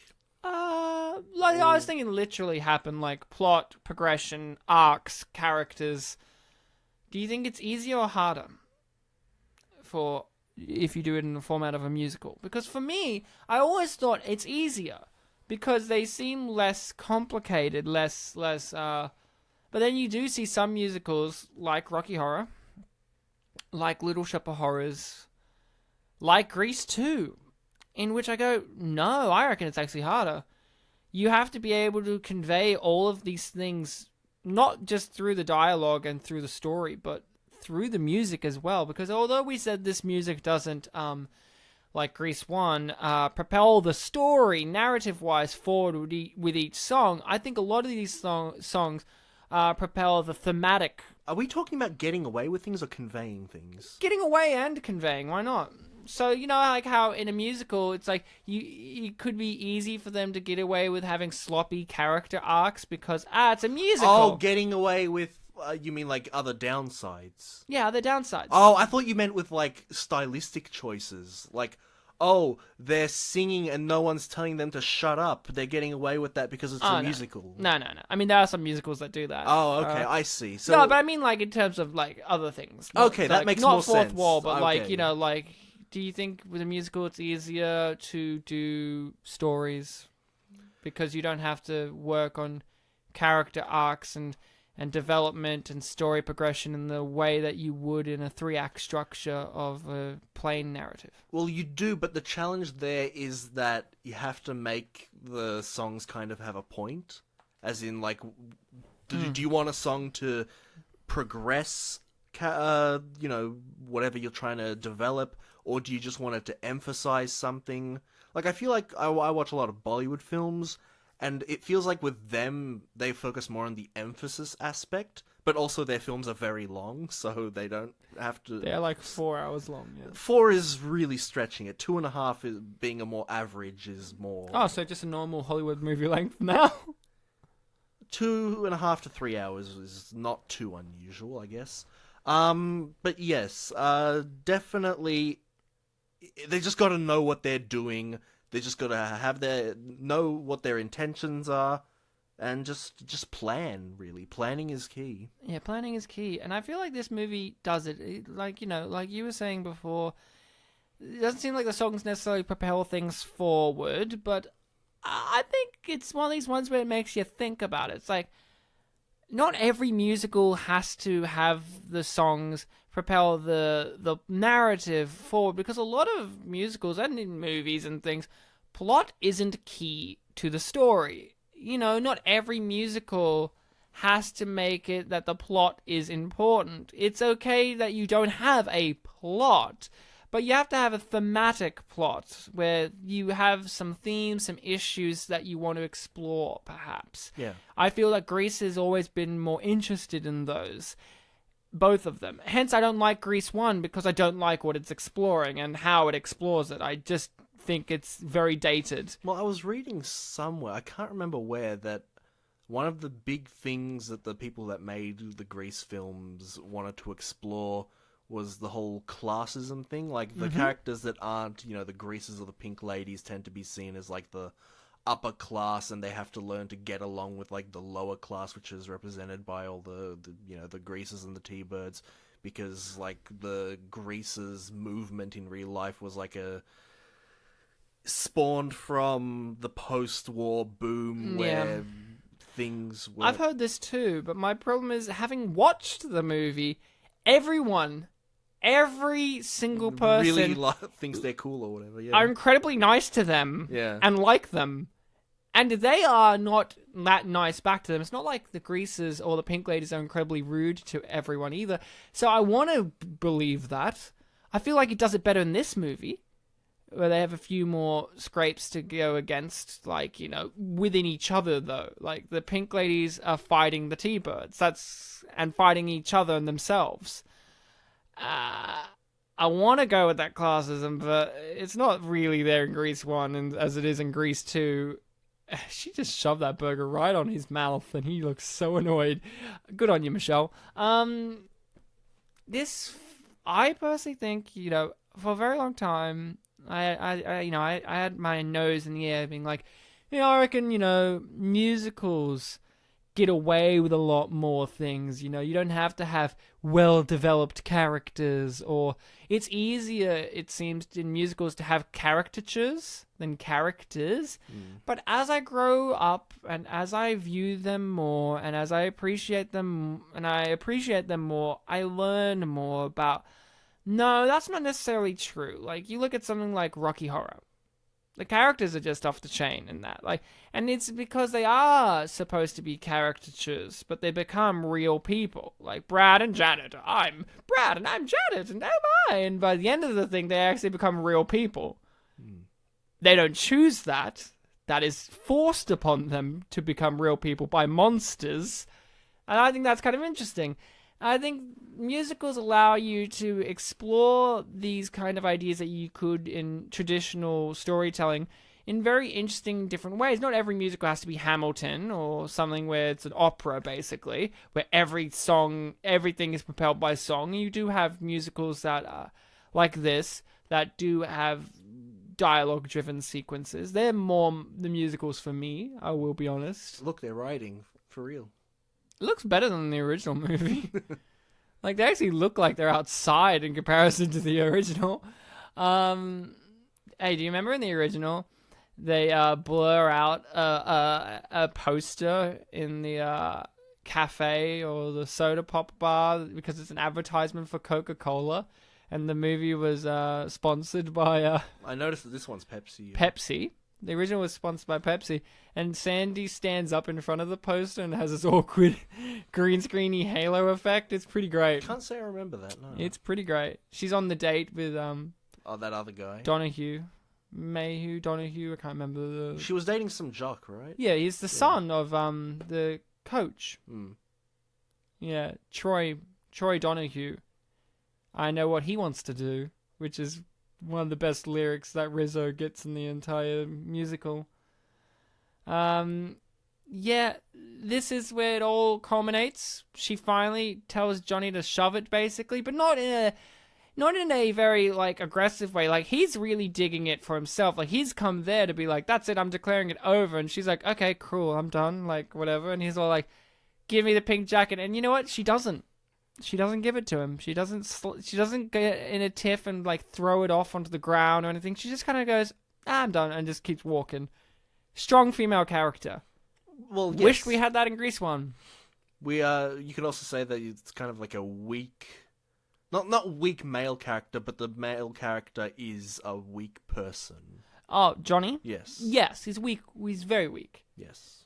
But that's by design, at least. I don't think in Grease 1 they're by design. I think that you're supposed to look at them and be like, that whole musical question I asked, Grease is one of the reasons, the original Grease is the reason I turn my nose up at musicals a little bit when it comes to things, because I just think it cuts so many corners and takes the easy way out and doesn't really develop many things and kind of asks you to suspend your disbelief in ways that I just cannot. It is a musical I truly, truly despise, and I thought, I'll watch it again and I'll like it. I didn't, but it gave me a higher appreciation for Grease 2, because Grease 2 really is a dissection of the first one. It's saying, hey, the T-Birds are actually assholes. They're the villains. Not the Scorpions or the other school gang or society. That's the antagonists, yeah. They're the antagonists. Because in the first film, they are the antagonists, but it's never really an issue because they're the reasons why Danny acts like an idiot. Yeah. But he never confronts them. He never changes. He does because he joins the track team and he wears a white jacket at the end. And they make fun of him for wearing the white jacket at the end. And then as soon as she comes in, he throws the white jacket away as soon as he sees that she changed for him. That's just terrible. Like, this movie actually says, no. Those T-Birds, they're assholes. These ones are pathetic assholes. That's the difference. They're pathetic in this one. In the first one, they're cool. And that's just because that's how the film frames them. I always see them as the true antagonists of the film. This one, they actually are. There's no doubt about it. They're the bad guys. They are, but whereas the difference, I think, is that in the first one, we see the non-John Travolta ones as being the antagonists, whereas in this one, his equivalent sort of is the antagonist, because he's the most outspoken, the most passionate one, yeah. Yeah. Which is interesting little difference. Yeah, well, it's because eventually Cool Rider here becomes the John Travolta of the group. He becomes the leader, I reckon, after this. I wouldn't go that far, but he definitely... I reckon. I think Johnny gives in at the end. I think he's like, you know what? Because I thought Johnny, when he was giving him the jacket or whatever, when he was like, jacket! I thought that wasn't going to go down the way it did at the end. I didn't think he was going to be so, like easy to turn around and be like, you know what? You're in the group. That did surprise me, yeah. And I think that was a character growth of him. I personally believe that Johnny, after this movie, events, steps down as the big ringleader of the group, because they also respect the T-Birds. They have an honor system of respect and power, and in Cool Rider he has it because he's the best rider. He's the most popular guy now. He's the most respected. I think that by default they would make him leader. If we are talking about our little fan theories, I would think that Michael, unlike, in the first film where the message eventually did lead to changing yourself, I feel like Michael's more true to himself. Like, he loses his accent at the end, which that I felt was a bit Too much. Yeah, maybe. Too much. But I feel like his characterization, the character that he is, the straight-A student, good guy, Yeah. I feel like that would shine through and he wouldn't really want to take up a sort of leader role. I don't know. I think he would, but I don't think he would be in the leader the way Johnny was. I think he would be a good leader. Because he's very passionate and he's very driven and he knows exactly what he wants, when he wants it, and how to get it throughout the movie. With help from people. I think, like we said, fan theories, we don't have Grease 3 to go off of. But I personally think that he would go on to be a great leader in the Grease world. If he did become the leader, yeah, I reckon he would be great. I just disagree that he would become the leader. But that's okay, because we can disagree. We can discuss. We can love each other. Because I have to love Ryan, apparently, this episode. You want to fuck me. Doesn't mean you love me. Oh, no, I reckon I'd have love for you if I fucked you. Hate fucks exist, man. I don't want to hate fuck you. What the fuck are you talking about, you hateful bastard? You're right. Soz. Can I say soz one more time? Just because I'm sozzed. I guess, yeah. Soz. You want some sausage with that bread? No, thanks. So, Michelle Pfeiffer's banging in this. And this is eventually leading up to the aforementioned dark moment in the film. You thought the attempted rape in the bunker was it, didn't you guys? Wrong. It's the murder. Well, some people would argue that rape is worse than murder, but, I don't know. I think the film addresses the attempted murder as a more negative thing than the attempted rape, because Michelle Pfeiffer's character responds, and she's our main character. Is it really framed as a murder? They drive him off of the road. Well, they're chasing him. Yeah, but it's their fault. It would be manslaughter, not necessarily murder, I would say, if you had to go to a court, but it is... Well, manslaughter's an accident, and I guess they this didn't... is an accident. It's an accidental kill. Because what happens, if you haven't familiar, is the T-Birds chase Michael, Cool Rider, and they chase him to Dead Man's... He gets chased to Dead Man's, curve, or whatever, and he as he is right now slamming through, and he drives off into the canyon of death. It's impossible that anyone could make that leap, right? And I personally think that it is a manslaughter, at least, because they're the ones who chased him to that point, and they start reacting like those kind of people who accidentally murdered someone. Where it's like, I figured he would have slowed down. Oh my. And they kind of tell themselves this narrative of, well, I can't see him down there in the pitch black pit. I can't see him down there. He's fine. But Michelle Pfeiffer, and this is why it's important, she thinks he's dead. Yeah. And that's why I take it as they killed him, or like, he lives, spoiler, but it is an act of violence on their part, because what were they going to do? They were going to hurt him. That much, definitely, yeah. And they chased him to a situation that led to his possible death. For her, it is a certainty of death. For them, I feel like with their acting, you could look at it dialogue-wise and go, oh, they think he's fine. But I think with their acting, they're telling themselves this masculine bravado, kind of like, no, he's fine. We can't see him down there now. He's fine. He's got to be fine. Because they're the kind of guys, I honestly think it would have been interesting if the film took more of a delve down this road in which they murdered him, or they think they murdered him, and have to kind of deal with it a little bit more. But it's near the end of the movie, so it's kind of hard for them to do that. But I think it's an interesting, dark twist to Grease to introduce the concept of death the key thing that I would respond to you there is that you mentioned their acting. Michelle Pfeiffer, I don't think at any point she acts like they're the ones responsible. No. Which is She more acts what- like it's her fault. Which is more what I was gleaming from, and also I was looking kind of at the legal definition of manslaughter. Yeah. She thinks it's her fault. Because Cool Rider wants her, and they want her. So if it wasn't for her, this wouldn't have happened. That's her kind of mentality as an individual.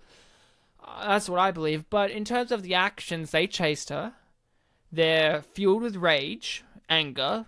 They're going to do violence against him. That's a certainty. But they're not going to murder him. If they No, they're catch not him. going to murder him. That's but, the thing, yeah. But they do, on a level, like, obviously he lives, but he does get killed. Like they think he's killed. Yeah, they do. It's manslaughter, but it's easy for you to say they murdered him on a loose level because they were going to cause him harm, and then he dies. Not really, but dies trying to escape their harm. It's manslaughter, definitely. But, it's, I don't think that counts as manslaughter. What is it then? It's them chasing him and he dies. Yeah, but it's because they put in a situation in which he was... But he didn't have to go to that spot. He was in front. Yes, but they cornered him into this position. But he could have gone anywhere else. Could he have? Well, he was in front. They were chasing Yeah, him. They weren't leading but him the anywhere. geography of it is that one road. But they're in like the middle of a town. Yeah, but So you we could don't go know in- that necessarily the geography. But still, I still don't think that necessarily matters when he's being chased by a whole motorcycle gang. Well, to be fair, it's 3 motorcycles. Yeah, but it's still 4. Well, no, one of them's in like a passenger thing. Oh yeah, one of them can't drive. Yeah. But they're also, and the pink ladies are chasing as well. Well, they're following. Yeah, but they're to be following. fair. But like, I just don't know if it's the legalities of manslaughter. But I still think it is morally. They definitely have an element of responsibility for it. Oh yeah, 100%. I just don't think I should think- go as far as manslaughter. I think they would get some kind of ramification legally. There was an intent for assault. I assume that would be Yes. a charge of some sort. Yeah, 100%. But what I'm saying is, that's not really the whole point. The whole It point isn't, is yeah. they introduce a very dark Yeah. concept, which is death, harm, which is very unique for Greece, because Greece is light and fluffy. There wasn't really any threat of death at all in the first film. Greece is If like... anything, there was a threat of a birth. Yeah, Greece is very light and fluffy, even though it's overly sexual in both of them. Hmm. It's got a lot of sexual nature to them. It's light and fluffy. Kids can watch it. But this one introduces it, and it follows through on a level, because I take her sequence where she sings at the talent show as her having a mental breakdown. Yeah, this is She sees a dead version of him, like an angel-like Yeah. version of him, and it's terrifying. Like, I'll be honest, I did not for a single second believe that he was dead. No, neither did But I. when that sequence happened, I'm like, it would be really interesting if he actually was dead. It would be, wouldn't it? Yeah. And that song, that she has, the winter song, I want to call it. I don't know the names of all the songs. That's a good name. Sorry, Eugene. It's very similar. Obviously we have to compare the two to Beauty School Dropout in terms of the white imagery, someone singing to her. Definitely Because non-naturalistic, she starts yeah. non-naturalistic. It's very surreal, angelic, because the singer Frankie Avalon in Greece singing Beauty School Dropout, he's credited as the angel or angel. Yeah. So it kind of works well if you've seen the first one and you kind of go, oh, okay, they do have an angelic thing, a heavenly quality, a divine intervention thing. So it's kind of interesting that they echo that in this one, but it's her, but they keep cutting back to the real world reactions of the teachers and her friends being worried about her, not knowing what's happening with her. So it's kind of like really fucked up. It's like if you had Beauty School Dropout and just kept cutting to the woman who owned the cafe and looking at Frenchie just looking up and drooling. Like, it's really dark. Yeah. But wait, Ryan, you're forgetting something, though. It's What? just Grease 2. It's a shit film. It doesn't matter. I love her hat with the baseball.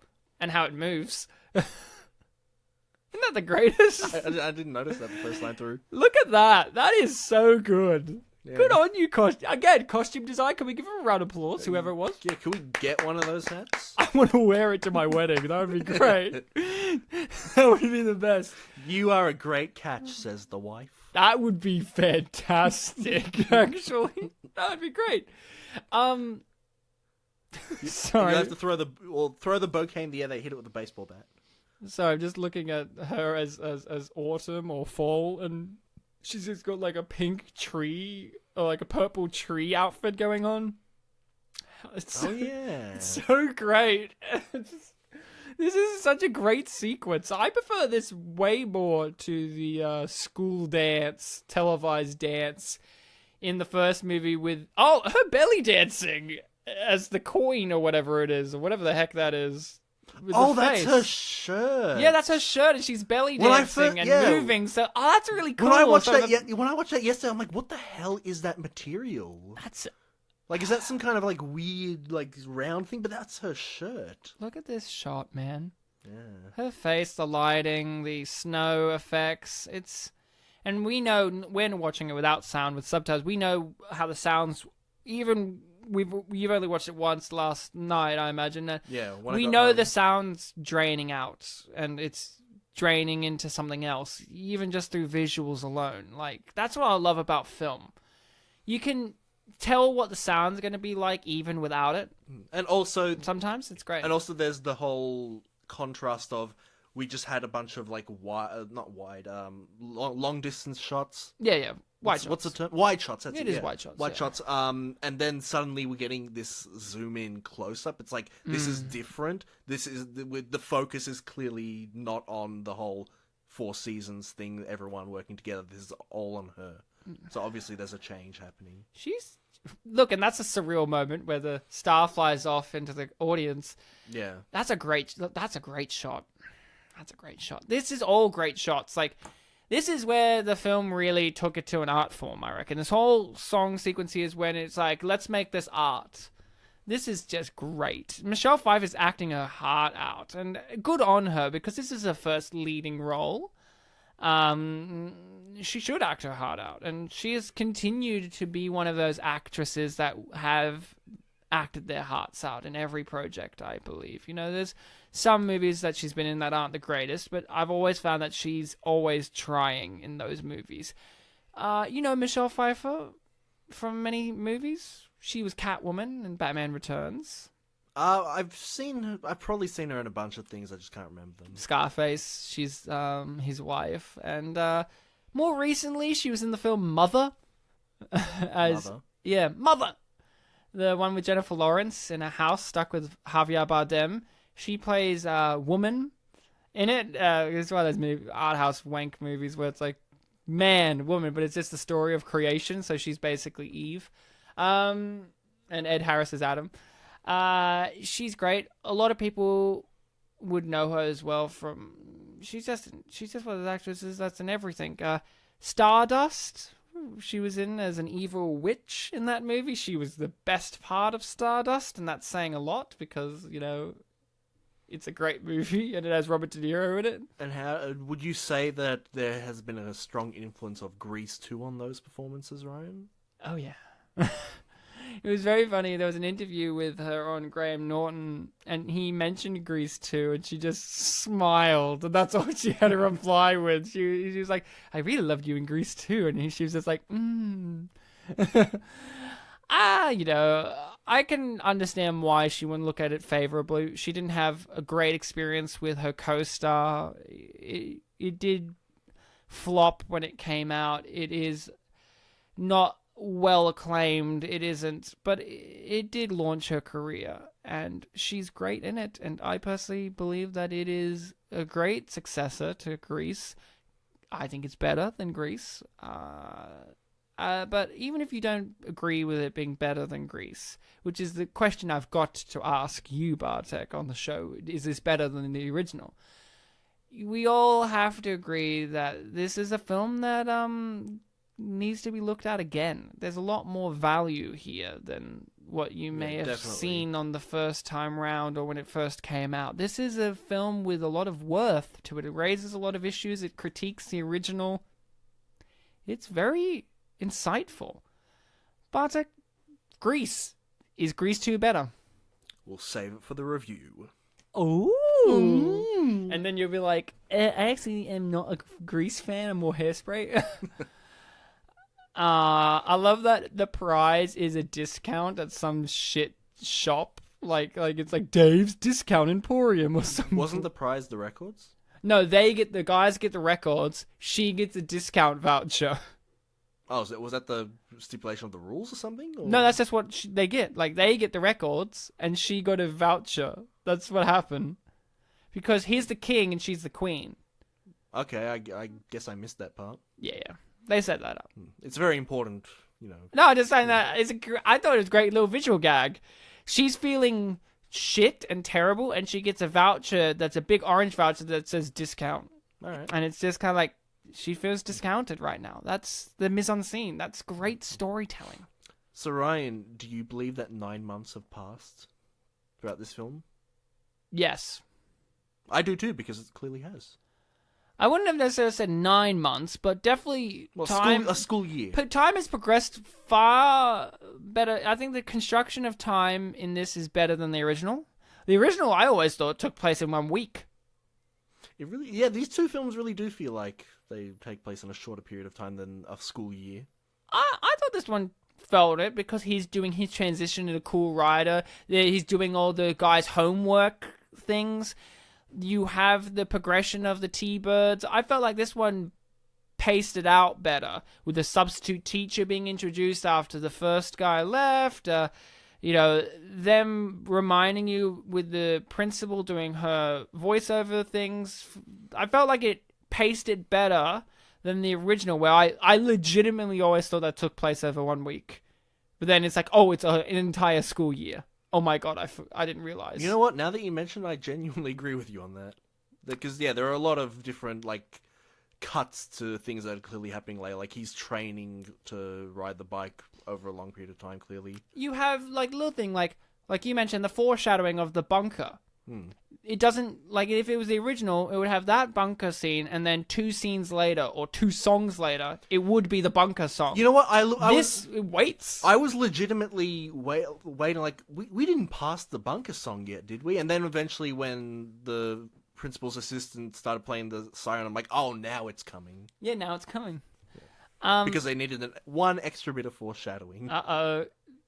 The substitute teacher and the boobies teacher might have been kissing behind those shaky things that they're shaking. They weren't kissing, they were acting.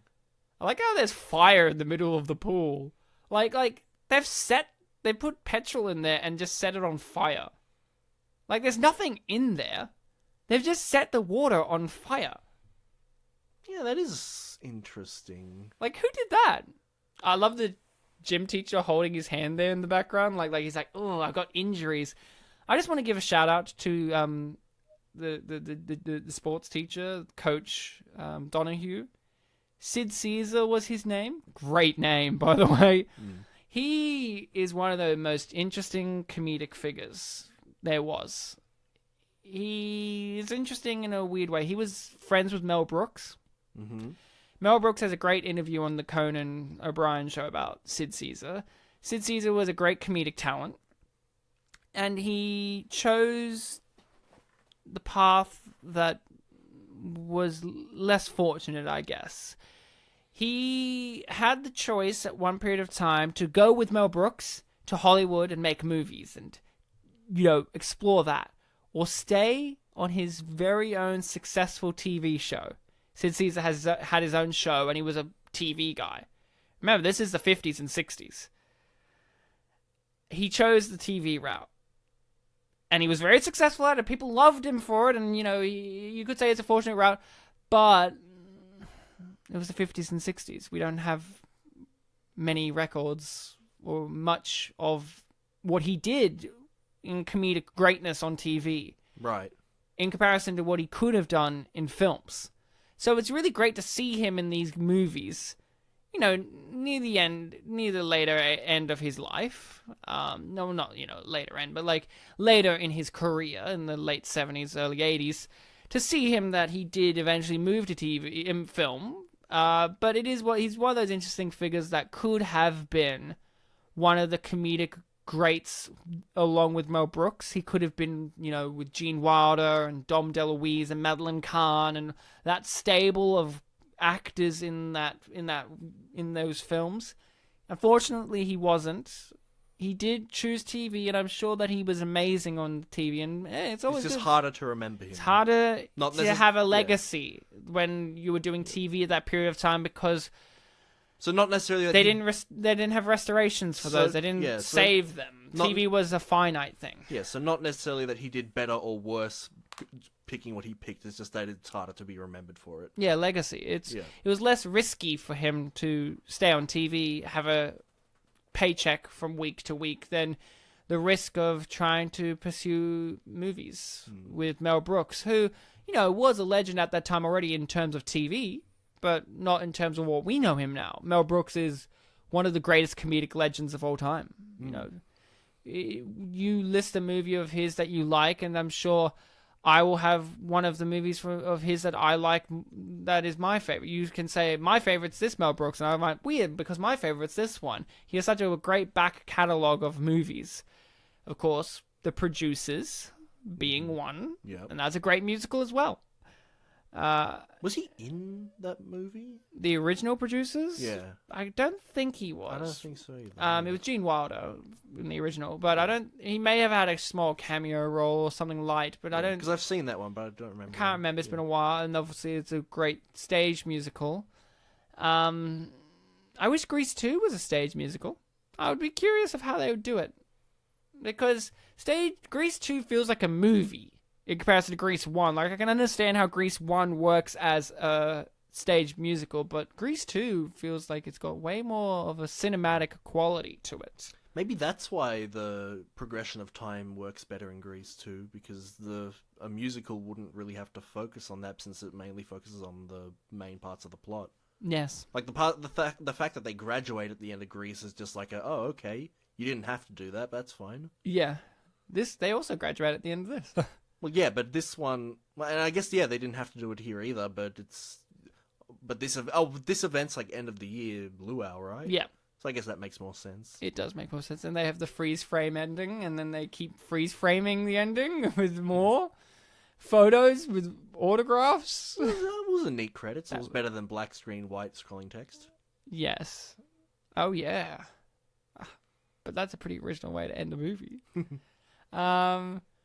And here's Johnny, you're thinking he's going to be a tougher, meaner guy than what you think, because he's been pretty mean and tough throughout the movie. But look, he's actually nice. He actually gives in and realizes that this guy's cool. He recognizes him as who he was as Shakespeare, right? And he's done great things for them as Shakespeare, doing all their homework assignments and being friendly to them and not condescending. That's one of the things I like about both Grease movies is they understand that you can have characters that can be snarky and mean and rude, but they're not actually condescendingly rude, I find. Like, in the first movie, Rizzo and the Pink Ladies don't like the chick who wants to be the vice president or whatever, but they're not actually mean to her.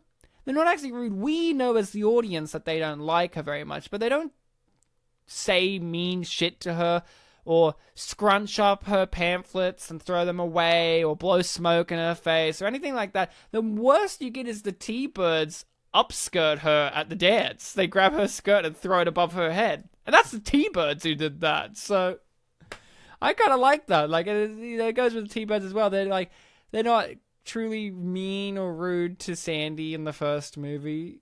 They recognize that she's a nice person, but they're kind of like, what the heck, dude? Like, that was a wonderful analysis, Ryan. Everyone will only remember the fact that you like the upskirt. It's the only part of Grease I like. Now, Grease too. Oh, boy. Now, if Rizzo and Kaneki both got upskirts. Rizzo, for sure. Not Kaneki? Nah. He should have gotten one in Dickie Roberts. Yeah, that's right. He was in Dickie Roberts. So I was like, when was he on the show already? That's why I said in of. Dickie Roberts, when they were celebrating child actors and he was being celebrated for Kaneki, you know, when he was a full-grown adult Like, yeah. and he was Kaneki. That was weird. And the film's coming to a close now. Our two star-crossed lovers have finally figured out who each other are, respect who each other are. Like, they love each other for who they really are, as well as the personas they put on for themselves and for the rest of the world. And that's a far more powerful message than the original movie. Like, honestly, I just don't understand still to this day how people can enjoy the original movie when its message is just so deeply flawed and wrong. Change yourself for him wholeheartedly. I'm like, ugh. Goodbye, Sandra D. Hello, Slut D. Slutty. No, just Slut D. She's just a slut. Doesn't have the same ring. No, I'm right. Slutty D. If you're right, why'd you start with no? No, I am right. You should have said, yes, I am right. No, to you. Yes, I are right. No, to you, but yes, I am right. No to you, but yes, I am right. Yeah. That's what I said, and you said yes to that. This is a great episode because of that conversation. Also, since we're near the end of the, episode, we should mention something. Yes? Something we forgot. Oh, we don't have a guest. No, the rules of this show is that the guests can't speak until we introduce them. Oh, okay. And we haven't introduced them yet. They've been sitting here very quietly, listening to me and you talk about Grease 2, and they're like, I watched it too, you know. Yep, but they're not allowed to speak because we haven't said their name yet. So, guys, the guest for this episode is... Oh, look, they're dancing, Ryan. Oh, wow, like a feather, birds of a feather. Ah, forever and ever. Birds of a feather flock together. That's a saying, you know. That's what they were alluding to. That's correct. Ryan was nodding his head, vigorously. I vigorously shook my head. Mm-hmm. So, this film didn't, stick in the mind of generations that came before and after. And that's sad. That is sad. But at least this movie challenged the concepts of the original. It didn't just replicate the original. And if it did it in a way to critique. But unfortunately, what part of its unappreciated value is that people dismiss it as simply, gender-swapped Grease. Exactly. It also had the gumption to include the shot in which a man's balls fell out of his shorts. And isn't that really bravery? Definitely is, because I can't imagine that this film was rated one of those restricted ratings that Australia has. No. If we even had those back in 82. We would have, I imagine. So the film has come to an end. It's got the yearbook kind of ending with all the little photos and signatures and scribbles. Let's give our reviews and rating. I'll go first. Mm-hmm. I love Grease 2. I like it so much more than the original Grease, which I have discussed in depth already at this point. I love Michelle Pfeiffer as an actress, as an individual, and of course aesthetically. I mean, she is one of those great beauties. Apparently, they did I can't remember what it was, like a beauty thing or whatever, where they did measurements of people's faces or whatever, and her exact measurements and dimensions match perfectly with the human concept of beauty. Okay. So, scientifically proven that she's hot. This film had interesting views on its predecessor, but also had the gumption to stand on its own feet, have its own style about it. It was brave, it was unique, it was interesting. It had some dark moments in it, some rough moments, but they were needed. They were unique in their own right. I could see people saying, I don't like that attempted rape sequence where it doesn't really play it off as attempted rape. It plays it a bit goofier, but it doesn't play it too goofy like the original would have. It doesn't have I find it interesting that some audience members apparently said that was adorable. It speaks a lot more about them than it does about the film, I think. The teachers are great in this. They actually utilize the actors involved in this film. That's one of the big things. The acting's much better in this movie. They actually utilize their talents outside of their singing and dancing, which is great. Everyone's on the same page in this movie, I believe. Even with the two leads being, opposed to each other. They didn't like each other in real life. I don't think that impacts too heavily on the chemistry that we see on the screen. If I had to give this film a rating, which I do, I would give this, Bartek, it's kind of hard. I wanted to give it something like a musical kind of rating, but I don't know musicals well enough. I might give it a hand jive. Give it a hand job. Out of let's bowl, let's rock and roll. That hand jives from the first movie, and let's bowl, let's rock and roll, let's score tonight. It's from the second. Bartek, I'd love to hear from you, and what you think. And you said you were gonna give me the answer in your review. I did say that. And boy, do I have an answer. This movie was great. I really liked it. I really liked the first one. I really liked the second one. This one stands out as its own film, which a lot of the positive things that I've read about this film online kind of focus around that that notion. The whole idea of you have to look at it as its own film. Multiple two-letter words in a row. It gets a bit tricky, right? Put a noun in there. Noun, Bartek. This film, I think, is worth the watch. It's definitely something different, but still something so familiar to life. Like, we do have this agreed notion that the message of the first film, the thing about changing yourself for another person, is considered not to be a great value or lesson to take from it, but we do have to acknowledge that change is a big part of life, but also the thing that would have made the first film's message better would be changing for yourself, not just changing yourself. It's about becoming the best you that you can be. So you can, like, we were having fan theories earlier about, like, oh, where does Michael go from here? Does he become the leader, or does he change even more? We could easily just have the same thing about the first film, and who knows, maybe they realize it was just a little fad. Greasers are out. Maybe the next year they're like, oh, let's just be early hippies or whatever. It's all, but I guess something to be said about these two films is that they are perceived in different ways by different people. And I think that is a value that's the lesson that we can take from the Grease franchise as a whole. As for which one I think is better, let me tell you a little something about the Uesugi clan of Japan. Because there's a lesson. Nowhere I thought you were going to go.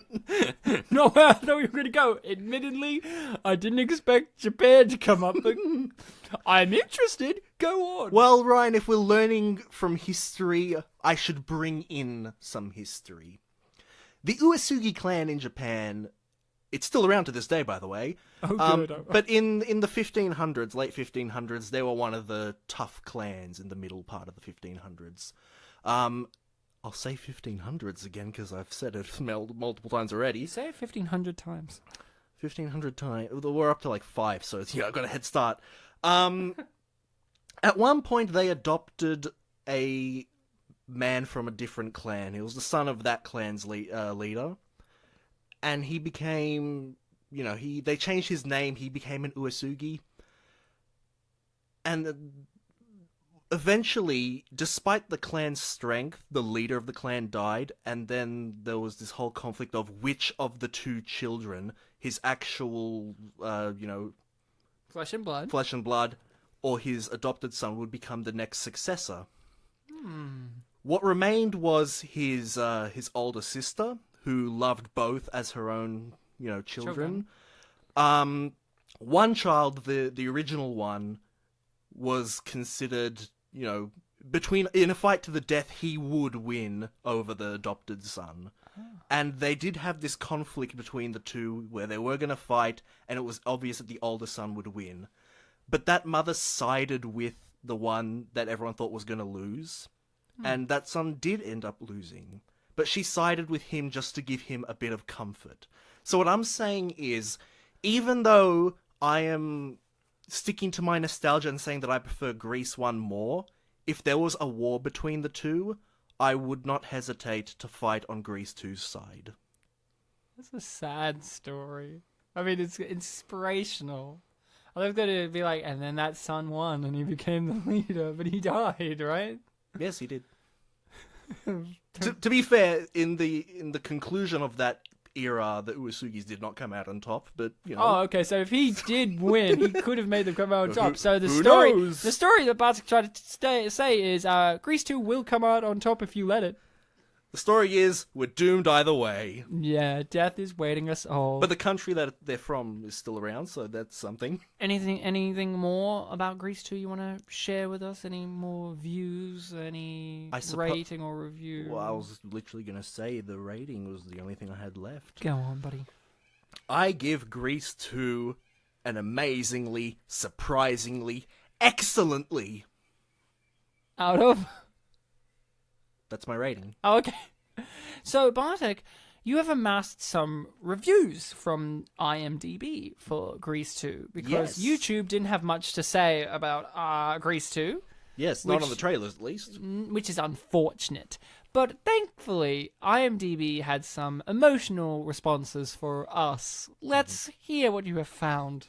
In the past, Ryan, when you used to find IMDb reviews, you said that we needed to find, positives and negatives. That's correct. Because of this film's reputation, I've picked only positive ones, but they are ones that are passionate, like you said, and that they are worth hearing. I love passion. You too? Me too. Wow, let's get passionate about passion. Whoa.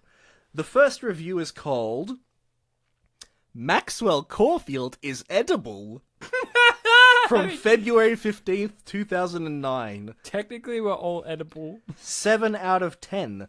This is the lowest rating of the reviews I've picked. I imagined. How does he do that with his eyes? He slants them down and you see light pass through his green corneas. Is it pronounced corneas? No, you got it, corneas. Oh. They look supernatural. I guess he has a bit of a chin problem, but those luscious lips that drip sex appeal are right there. And when he kisses Michelle Pfeiffer, he barely moves them. I love it when guys kiss like that. Okay, IMDb forces me to write 10 lines, so this is going to get really cheesy, because it's all going to be about Maxwell Caulfield. First of all, he did a great job, quietly emoting throughout the whole movie. I mean, he had a shallow script to work with, but he made it heartfelt. Without wincing or puckering or sighing or voguing, his deadpan face screamed heartache. Ouch! And Michelle Pfeiffer was good too, for a startup. Yeah, back to Caulfield. Okay. One sentence, then let's get back to Caulfield. Yeah, back to Caulfield. So where the heck did he end up? He did TV shows for years. What a waste of a perfect face, gorgeous eyes, and that soft voice that makes me pucker. This sounds like a serial killer. They're so obsessed with body parts. It's like they're some kind of surgeon that wants to dissect him. I loved it. Thank you for your review. I want to dissect him. The next review is called Grease 2. Bold title. From the 5th of March, 2006. This is a 10 out of 10 review. I hoped so. You guys are crazy! This is the best movie! I love it! I think it is just as good as Grease. My friends and I love to sing the songs. I don't know what you guys watched. The best! I am using the song Seasons for a project on Seasons at school. I saw that bad comment and I wanted to tell the truth. I thought the song For Our Country was great too. I especially liked to song Cool Rider. It's a good song. It was one of my favorites. I want a cool rider. If he's cool enough, he can burn me through and through. Let's do it for our country, the red, white, and blue. I'll be your girl for all seasons. These are a few lines from different songs. Thank you. And the final review... Oh, good. ...is I love this movie. From the 20th of August 2005... 10 out of 10. I was hoping for a 10 out of 10. It would have been weird if they gave it a 3 out of 10. Well, I love this movie. 3 out of 10. I already said that 7 was the lowest rating, so it couldn't be. I love this movie. It is my second favourite to Phantom of the Opera. Maxwell Caulfield is the hottest man I have ever seen. He's 23 in that movie. Now he's old and stuff. Sad face.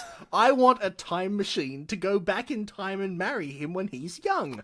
I love his accent. He gives me goosebumps just thinking about him. Brackets, no lie. I like the storyline of this movie better than the original Grease, but the musical part was not as good.